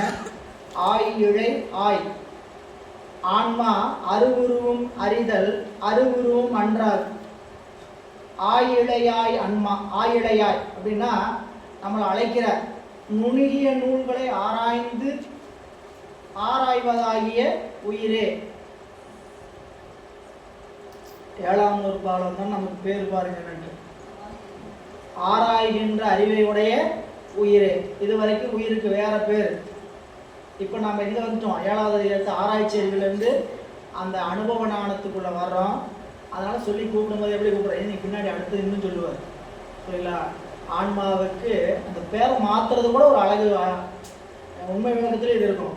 சரிங்களா? அந்த முதல்ல சொல்லும்போது அந்த நம்மளை கூப்பிடும்போது வேற பேர் சொல்லி கூப்பிடுவார். அடுத்தது உள்ளுக்குள்ளே போனோன்னா நல்மானாக்கனேன்பார். உபதேசம் பெற்ற போது நல்லமானாக்கனே. இதுதான் அந்த ஆசிரியர்களுடைய அன்பு கருணை. சொல்றாரு பாருங்க, நுணுகிய நூல்களை ஆராய்வதாகிய உயிரே சத்து. இந்த சத்துங்கிறது நுண்பொருளாகிய அசத்து பருப்பொருளாகிய என்னும் இரண்டினையும் அறிவதாகும். அதாவது இந்த உயிர் தான் எதை அறியும்? நுண்பொருளை ஆராய்ந்து அறிகின்ற உயிரே சத்தாகிய நுண்பொருளையும் அசத்தாகிய பருப்பொருளை இரண்டையும் அறிவது ஆகும். உயிர் தான் சத்தாக இருக்கு. சிவம் தான் சத்து. சத்து பொருள் எப்படி இருக்குது? சூட்சுமமா இருக்கு இல்லைங்களா? நுண்பொருள். அசத்து ஜடம் பிரபஞ்சம். பருப்பொருள் கண்ணுக்கு தெரிகிற சூக்குமா இருக்குது. இது ரெண்டையும் அறிவது எது? உயிர். அப்படி இருக்கக்கூடிய உயிராகும். ஆகவே அவ்வுயிர் அவ்விரண்டுமே அன்றி அவ்விரண்டின் வேறாகும். அவ்வாறாயின் அவ்விரண்டினையும் அறியும் உயிருக்கு தன் உண்மை அறியப்படுமோ படாதோ என்று கேட்பவருக்கு அறியப்படும் என்று விடை கூறினார். தன்னோடு கூடும் மூன்றனையும் அறிவது என்று கூறாமல் இந்த உயிருக்கு அறியுமா அறியாதா அப்படின்னு ரெண்டு தான் அறியும் சொல்றாரு. சரிங்களா? எதை அறியும்? சத்தாகிய நுண்பொருள் அறியும், அசத்தாகிய பருப்பொருளை அறியும். இப்ப அறிவது எது? ஆன்மா. இப்ப அந்த ஆன்மா அறியுமா அறியாதா? அறியும் சொன்னா என்ன வந்துருச்சு? அறிகின்ற பொருள் மூன்று. சத்த அறியணும், அசத்த அறியணும், தன்னை அறியணும். அப்படின்னு சொன்னா அறியப்படும் என்று விடை கூறினார். தன்னோடு கூட மூன்றனையும் அறிவது என்று கூறாமல் இரண்டனையும் அறிவதாக கூறியது பொருந்தாது, அறியப்படாது என்று விடை கூறினார். சரி, அறியாதுங்க அப்படின்னு சொன்னா அறியப்படாத பொருள் சூனியமனப்பட்டு குற்றமம். அப்ப என்ன உவமை, என்ன வலியுறுத்தா? உண்மை அருவருவாய் தோன்றி உடன் நில்லாது தோன்றாது நில்லாது மலர் மனம் போல் தொக்கு தோன்றல். இனி முடிவுதான் என்ன என்று கூறினார். அந்த ஆன்மாவின் உண்மைத்தன்மை என்பது சத்து அசத்தாகி அவ்விரண்டின் போல விளங்கி தோன்றி அந்த இரண்டோடு சமமாய் நிற்பதும் அன்று, விளங்காது சூனியமாய் நிற்பதும் அன்று. அந்த ஆன்மாவின் உண்மைத்தன்மை என்பது சத்து அசத்தாகி அவ்விரண்டும் போல விளங்கி தோன்றி அந்த இரண்டோடு சமமாய் நிற்பதும் அன்று, விளங்காது சூனியமாய் நிற்பதும் அன்று. சத்தை சார்ந்த பொழுது சத்தாயும் அசத்தை சார்ந்த பொழுது அசத்தாயும் இவ்வாறு சார்ந்த பொருளின் வண்ணமாய் அடங்கி தோன்றுவதோர் இயல்பாகும். இது எது போல எனின் ஓமை. அது ஓமை. மலர் மனம் போல் தொக்கு தோன்றல். மலர் மனம் போல் தொக்கு தோன்றல் அப்படின்னா மலரில் உள்ள மனம் அந்த அந்த மலரை போல விளங்கி தோன்றுதலும் அன்று, விளங்காது சூனியமாய் நிற்பதும் அன்று. இந்த இருவகையும் அன்றி அந்த மலரில் அடங்கி தோன்றும் மனம் போலாம். ஒரு பூ மலர், அந்த மலர்ல மனம் இருக்கு, இந்த மலர் விளங்கி தோன்றுகிறது. சரிங்களா? மலர்ல மனம் விளங்கி தோன்றுதோ அந்த மனம் எங்க இருக்குன்னு தெரியல, அதுல அடங்கித்தான் இருக்கு. இல்ல அதுபோல ஆன்மா ரெண்டையும் அறிகின்ற போது எப்படி அறியும்? சத்தோடு போச்சுன்னா சத்துல போய் அடங்கின்னு அறியும், உலகத்துல போச்சுன்னா உலகத்துல போய் அழிஞ்சின்னு அறியும். தன்னை மறந்துதான் அறிகிறோம். ஒவ்வொரு பொருளையும் அனுபவிக்கும் போது நம்ம எப்படி இருக்கிறோம்? அதுவாகவே ஆகிவிடும். சரிங்களா? போய் ஒரு இடத்துல அப்படி உட்காந்தோம்னா அவ்வளோதான். தொலைக்காட்சின்னு ஒன்று உட்காந்து திரைப்படம் ஒன்று உட்காந்தோம்னா அந்த ஹீரோ அந்த ஹீரோயின் நானா இருந்தால் என்ன ஆகும்? அது பேர் அழுந்துவது. அது பேர் என்னதாங்க? அழுந்துவது. சரிங்களா? நம்ம அப்புறம் உட்காந்து டைரக்ஷன் தான் பண்ணிட்டு இருக்கோம். படத்தை அப்படி போய் கொண்டு போயிடலாம், இப்படி பண்ணிடலாம். காட்சி பொருளாகவே மாறிடும். காட்சி பொருளாகவே மாறிடும். இது பேர் அழுந்துதல் பேர். அதுக்காக சொல்ல வர அழுந்ததெல்லாம் என்னன்னு கேட்டால் அந்த பொருளோடு ஒன்றுபட்டு நிற்பது. அதை இங்கே சொல்றாரு. அப்போ நீங்கள் மலரில் உள்ள மனம் அந்த மலரை போல விளங்கி தோன்றுதலும் இல்லை. தெரியுதா வெளியே? இல்லை. சரி, விளங்காத சூனியமாவா இருக்குது? இல்லை. அந்த இருவகையும் அன்றி அந்த மலரில் அடங்கி தோன்றும் மனம் போல ஊமை சொல்லிட்டார். அதுவே ஆகவே உயிர் சத்தும் அசத்தும் போல தனித்தறியப்படுவது அன்றி. என்ன பண்ண முடியாது? உயிரை போய் தனியாக சத்துன்னு தனியாக காண முடியாது, அசத்துன்னு தனியாக காண முடியாது. அந்த இரண்டையும் அறியும் வகையால் அறியப்படுவதாம். இப்போ என்னங்க, நான் ஒரு பொருளை இப்போ நான் கோயிலுக்கு போனேங்க, நல்லா சாமி கும்பிட்டேங்க, நல்லா அனுபவிச்சுங்க, சாமியை பார்த்து நல்லா பாடணுங்க, இப்படி அனுபவிச்சது யாரு? நான் தான். புரியல? இந்த அனுபவிச்ச நான் யாரு? தனியாக பிரிக்க முடியாது. அங்கே போய் இதெல்லாம் அனுபவிச்சேன், இப்படிலாம் ஒரு பொருள் அனுபவிச்சு நான் அழிவதால் நான் அப்படிப்பட்ட ஒரு பொருள் இல்லை. நான் இன்னைக்கு சக்தி சீனிவாஸ் போனாங்க, ஏடா என்ன காட்சி, என்ன படம் கிளைமேக்ஸ் அப்படின்னு அதோடய நீங்கள் அனுபவிச்சு பாரு. அது யாரையோ அனுபவிச்சது, இது அசத்து. முன்னாடி சொன்னது சத்து. சத்தோட போனவன் நான் என்ன ஆகிட்டேன் அப்படியே அனுபவிச்சு. சரி, நான் சத்தா அசத்தா நான் ஆராய்ச்சி பண்ணா கண்டுபிடிக்க முடியாது. உயிரோடைய இலக்கணம் தெரிஞ்சுக்கணும்னா நான் எதோடு சேர்ந்து எந்த பொருளாக இருக்கிறனோ அவன்தான் நான். எனக்குன்னு ஒரு தனி அடையாளம் இல்லை. ஒரு லட்சணமே நமக்கு தனியாக சொல்ல முடியாது. நாம் எப்படிப்பட்ட ஆளுன்னு நினச்சிக்கேன். நம்மளுடைய லட்சணமே தனியாக சொல்ல முடியாது. ஜடப்பொருளுக்கு கூட தனியாக லட்சணம் சொல்லிட்டாரு. என்னங்க இவ்வளோ கேவலப்படுத்துறீங்க நம்மளே அப்படின்னு நினைக்கலாம். உலகமாகிய சடப்பொருளுக்கு கூட லட்சணம் சொல்லிட்டார். அது சடம் அறியாது, தானா அறியாது, அதுக்கு எத்தனை கேடுது, நிலைச்சு நிற்காது சொல்லிட்டார். சிவத்திற்கு தனி இலக்கணம் சொல்லியாச்சு. அது சொரூபத்தில் எப்படி இருக்கும், அது தடத்தில் இருக்கு. ஆனால் ஆன்மா எப்படி இருக்குன்னா சார்ந்ததின் வண்ணமாய் நிற்பது, இரண்டினையும் அறிவதாய். நீ அடுத்தது உபதேசி, அறிவிக்க அறிவிது. முதல் சொல்றது இரண்டினையும் அறிவது. அப்படி அறியும்போது அறிவிக்க அறிவது, ரெண்டையும் அறியறமே. அப்பயாவது நீ தானே அறிஞ்சுக்குவியான்னு கேட்டா அறிவிக்கத்தான் அறிய சொல்ற. மயக்கமது உற்றும் மருந்தின் தெளிந்தும் பெயர்த்து உணனி சத்தாகாய் பேசில் அசத்தும் மல்லை நீ அறிந்து செய்வினைகள் நீ அன்றி வேறு அசத்து தான் அறிந்து துய்யாமைதான். இந்த எடுத்துக்காட்டு கீழே பொருள் பார்த்து கொண்டு கூட்டுப்படி செய்திருக்கிறது. மயக்கம் அது முற்றும் மருந்தின் தெளிந்தும். உன்னுடைய அறிவை விளக்குவதற்குரிய துணை இல்லாத பொழுது, இது ஒரு அந்த செய்யுளுக்குரியதில் புரியதுக்காக விளக்கம் கொடுக்குறாங்க. உன்னுடைய அறிவை விளக்குவதற்கு உரிய துணை இல்லாத பொழுது ஒரு பொருளை இன்னதென்று அறிய முடியாமல் மயக்கம் அடைவாய். மயக்கம் அது உற்றும். வீட்டுக்குள்ள வந்தீங்க, இருட்டா இருந்துச்சு, தெரியல. மயக்கம் வந்துட்டா மயக்கம் போட்டு விடுறது இல்லை. சரி, எங்க இருக்குது, திடீர்னு வெளிச்சம் போயிடுச்சு, பவர் கட் ஆயிடுச்சு, கும்முன்னு விட்டாச்சு, எங்க இருக்கிறதுன்னு தெரியாது. இது மயக்கம் உற்றும். எப்போ நமக்கு ஒரு பொருள் உரிய துணை இல்லாமல் என்ன ஆகாது, அறிவு விளங்காது. கண்ணு அடைக்கப்பட்டது, காட்சி. இந்த காட்சி அடிக்கப்பட்டாலும் உயிருக்கு அறிவு விளங்கலை. நாம் எங்க எப்படி அப்படி தப்புறோம் இல்லை. அப்படி இருக்கிற பொழுது ஒரு பொருளை இன்னது என்று அறிய முடியாமல் மயக்கம் அடைவார். எப்போ மறுபடியும் அந்த மயக்கம் தெரியும்? பசி நோய் தீர்வதற்கு அண்ணன் சோறு மருந்தாவது போல் ஒரு பொருள் உன்னுடைய அறிவை விளக்குவதற்கு உரிய துணை இல்லாத பொழுது ஒரு பொருளை இன்னதென்று அறிய முடியாமல் மயக்கம் அடைவாய். அந்த மயக்கம் உனக்கு எப்போ நீங்கும்? இயல்பாக மயக்கம் வந்துச்சுன்னா எதுக்கு மயக்கம் வந்துச்சு? பசினால வந்துச்சு. இந்த பசி மயக்கம் எப்போ தீரும்? சோறு உண்டால் தீரும். சோறு உண்டால் எனக்கு பசி, சோறு உண்டதுக்கப்புறம் தானே என் மயக்கம்.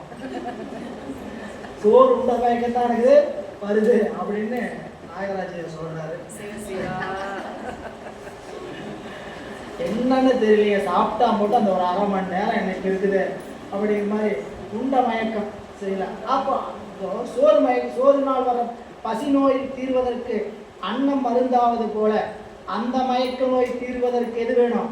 கருவி என்னும் துணை மருந்து. மீண்டும் என்ன பண்ணணும்? விளக்கு பற்றணும், விழுகுத்தி பற்றணும், டார்ச் லைட் எடுக்கணும். இதெல்லாம் அந்த காலம். புரியுங்களா? இப்போ இப்படி கட்டாவதே நமக்கு தெரியாது. சரிங்களா?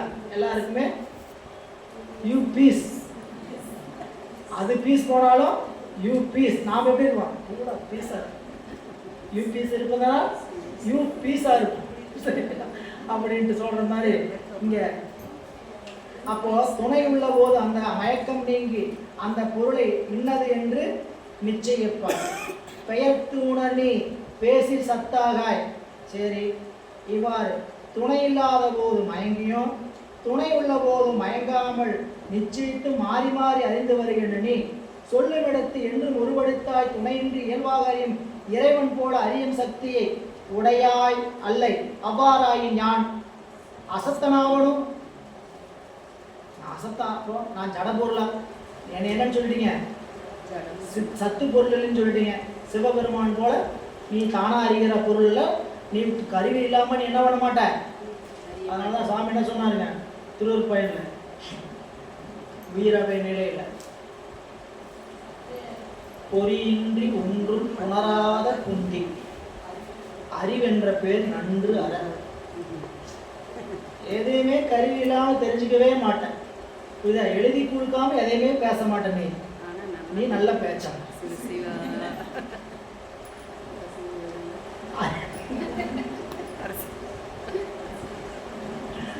பொறியின்றி ஒன்றும் உணராத குந்திக்கு அறிவென்ற பேர் நன்று அற.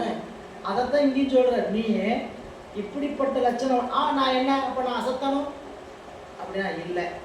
நீ அறிந்து செய்வினைகள் நீ என்று வேறு அசத்துதான் அறிந்து தூயாமை அசத்து மலை. அதாவது துணை உள்ள போதும் நீ முன் அறிந்து செய்த வினைகள் பயனுக்கு வரும் பொழுது அந்த வினை பயன்களை இப்பொழுது நீயே அறிந்து அனுபவிக்கும் வல்லமை விட அன்றி உன்னின் வேறாயுள்ள அறிவில்லாத பாசம் அறிந்து அனுபவிக்க மாட்டார். ஆதலால் நீ அசத்தனும் ஆக. நீ சத்தனும் இல்லை அசத்தனும். அப்ப வேறு நான் யாரு? வேறுனா யாருன்னு கேட்டா நீ வேறு. என்ன வேறு? அதான் பதில் எளிமையா. ஆகவே ஆகாயத்தில் உள்ள குணமாகிய ஓசை துணை உள்ள போது விளங்கி துணை இல்லாத போது விளங்காத போல. ஆகாயத்தினுடைய இப்போ நமக்கு காதுக்கு என்ன வரணும்? ஓசை வரணும் வெளியிருந்து. இந்த ஓசை வரணும்னா ஆகாயத்துக்கு ஆகாயம் துணை நிற்கணும். படிச்சோம். ஓசை கடந்து வர்றதுக்கு ஆகாயம் துணை நிற்கணும். ஆகாயத்தினுடைய குணம் என்னதுங்க? ஆகாயத்தில் உள்ள குணம் ஆகிய ஓசை. ஆகாயத்துக்கு ஓசை குணம், காற்றுக்கு பரிசம் குணம், தீக்கு ஒளி குணம். இதெல்லாம் படிச்சோம் இல்லையா? படிச்சோம். உண்மை புரியல? படிச்ச மாதிரி இருக்குன்னு சொல்லாதீங்க. கொஞ்சம் கஷ்டமா இருக்கும். சரிங்களா? படிச்சீங்க அப்படின்னு சொன்னீங்கன்னா கொஞ்சம் ரிலாக்ஸா நம்ம வீட்டுக்கு போகலாம். சரியா? அதனால அப்படி சொன்ன மாதிரி இந்த ஆகாயத்தில் உள்ள குணம் ஓசை சொல்லக்கூடிய ஓசை எப்போ துணை உள்ள போது விளங்கும். இந்த காதுங்கிற பொருள் கருவிகள்லாம் துணை செஞ்சா விளங்கும். இல்லாட்டினா விளங்காது. கருவிகள் எல்லாம் கூடனா தான் நமக்கு அனுபவமே. அப்படி இல்லாத போது நம்மளுக்கு அனுபவம் இல்லை.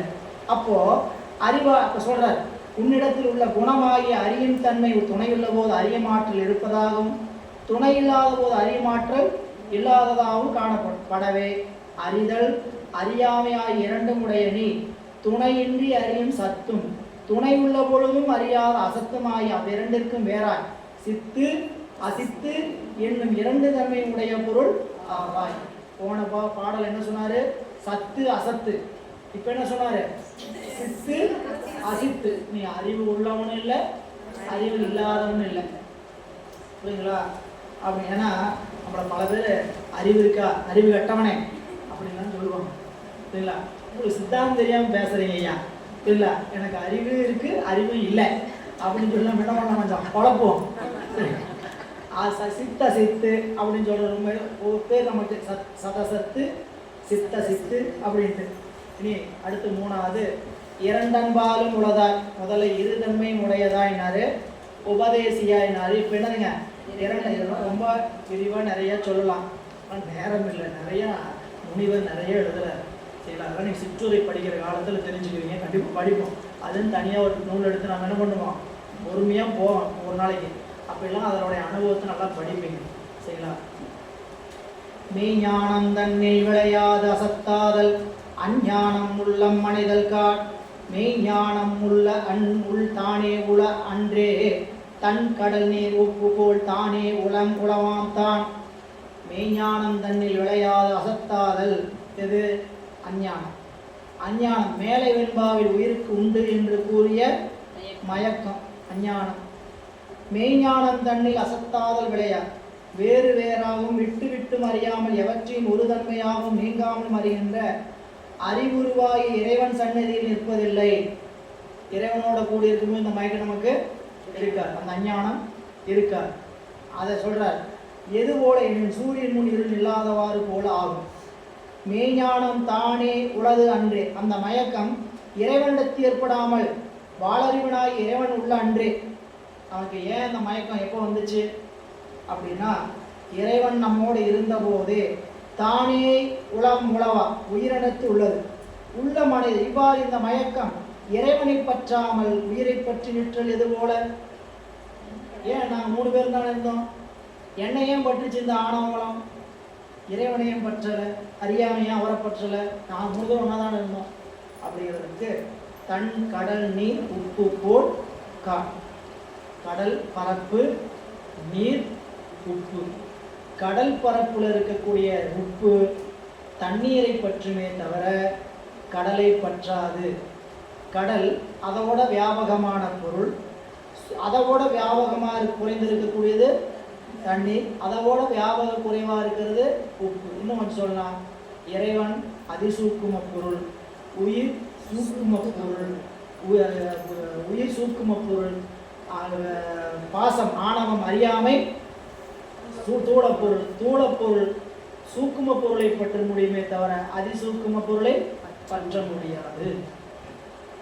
அவ்வளோதான் இந்த செய்தி. கீழே பாருங்க, குளிர்ச்சி பொருந்திய நீருக்கு இடம் கொடுத்திருக்கும் ஆகாயத்தில், அதாவது கடல் வெளியில் உப்பு உளதாகாமல் அந்த கடலில் உள்ளதாகி நீரை அந்த உப்பு பற்றி நிற்பது போலாகும். இந்த பாட்டு இரண்டன்பாலும் உளதாய் அப்படின்னு கேட்டிங்கன்னா, உயிருக்கு அறிவு எப்படி நிகழ்கிறது, அந்த உயிர் எப்படி, உயிரினுடைய தன்மை என்ன, இரண்டனையும் அறிவதாய், உபதேசியாய், இரண்டின் பாலும் அறிவதாய், இரண்டின் பாலும் அறிவதாய் அப்படின்னா சத்தோடு கூடி சத்தாய் அறிவதாய், அசத்தோடு கூடி அசத்தை அறிவதாய். அப்படிங்கும்போது இங்கே என்ன எழுதுதுன்னு கேட்டிங்கன்னா சொல்கிறார். அந்த கீழே முதல் பத்திலாம் விட்டுருங்க, அடுத்த பத்தி பாருங்க. கடல் போல பதி புரோணை வியாபகமுடையது, நீர் போல பசு ஏகதேசமாய் இருப்பது, உப்பு போல பாசம் நீரின் அளவில் வியாபித்திருக்கும். ஏகதேச வியாபகம் என்பது வியாபியமாகும், நீரின் அளவில் வியாபித்திருப்பது வியாத்தியாகும். வியாபியம் அடங்கிய நிறைவும் வியாத்தி சம நிறைவையும் குறிக்கும். கடல் என்பது நீர் தங்குமிடமாகிய ஆகாயமாகும். நீருக்கு கடலாகியும் ஆகாயத்தினிடத்தும் உப்பினிடத்தும் சம்பந்தம் உள்ளது. அதுபோல உயிருக்கு பதியினிடத்தும் பாசத்தினிடத்தும் சம்பந்தம். ஆகவே சத்து அசத்தாகி இரண்டன்பாலும் உயிர் உள்ளது என்பதை வெண்பாவால் வலியுறுத்தப்படுகிறது. இந்த வெண்பால சத்து அசத்துக்கும் தொடர்பு யாருக்கு இருக்கு? நமக்கு தான் இருக்கு, உயிருக்கு. சரிங்களா? எதை வச்சு புரிஞ்சுக்கணும்? கடல் நீர் உப்பு. இந்த நீருக்கு தான் எதோட தொடர்பு அதிகம்? எதோட தொடர்பு உண்டு? கடலோடையும் தொடர்பு உண்டு, உப்போடையும் தொடர்பு உண்டு. நீருக்கு உப்புக்கு நீரோட மட்டும்தான் தொடர்பு, நீருக்கு கடலோட மட்டும்தான் தொடர்பு. கடல் உப்புக்கு ரெண்டு தொடர்பு. நடுவில் இருக்க நீர் நாம உயிர், அதுக்கு கடலோடையும் தொடர்பு உண்டு, உப்போடையும் தொடர்பு உண்டு. உப்புக்கு மலத்துக்கு அறியாமைக்கு எதோட மட்டும்தான் தொடர முடியும்? நீரோட மட்டும்தான் தொடர்பு. அதே போல சிவத்திற்கும் நீரோட தான் தொடர்பு, உயிரோடு நெருங்கி இது பண்ணிட்டு தன்னுடைய வியாபகத்துல உப்பும் இருக்குமே தவிர உப்பு கடல் வெளியை சென்று பற்றாது. ஆணவம் அறியாமை சிவத்தை சென்று பற்றாது. இதுக்கு பற்றுவதற்கும் அனுபவிப்பதற்கு ரெண்டுக்கும் சம்பந்தமுடையது ஒன்று இருக்குதுன்னா அது உயிர். சத்தை கூடிய வழி சத்தை அறிவதாயும், அசத்தை கூடிய வழி அசத்தை அறிவதாயும் இருக்கக்கூடிய பொருள். இனி இந்த 7ஆம் நூற்பாயின் தொகை பொருள் பாருங்க, 196வது பக்கம், 198. இறைவன் தானே அறியும் இயற்கை உணர்வுடையவன், அவன் முன்னர் செயற்கை சுற்றுணர்வு விளங்கி தோன்றாது. எனவே அசத்தாகிய பிரபஞ்சத்தை அறியாததால் முதல்வனின் முற்றறிவிற்கு குறை ஆகாது. 2வது, கருவிகரணங்களுக்கு அறிவுள்ளது போல தோன்றும், ஆராயும் போது அவற்றுக்கு அறிவில்லை என்பது பிரபஞ்சத்திற்கு அறிவுண்டு என்று கூறுவது காணலில் நீர் உண்டு என்று கூறுவதை போன்றதாகும். அறிவற்ற சடப்பொருளாகிய பிரபஞ்சம் முற்றறிவுடைய சத்து பொருளாகிய இறைவனை அறியாது.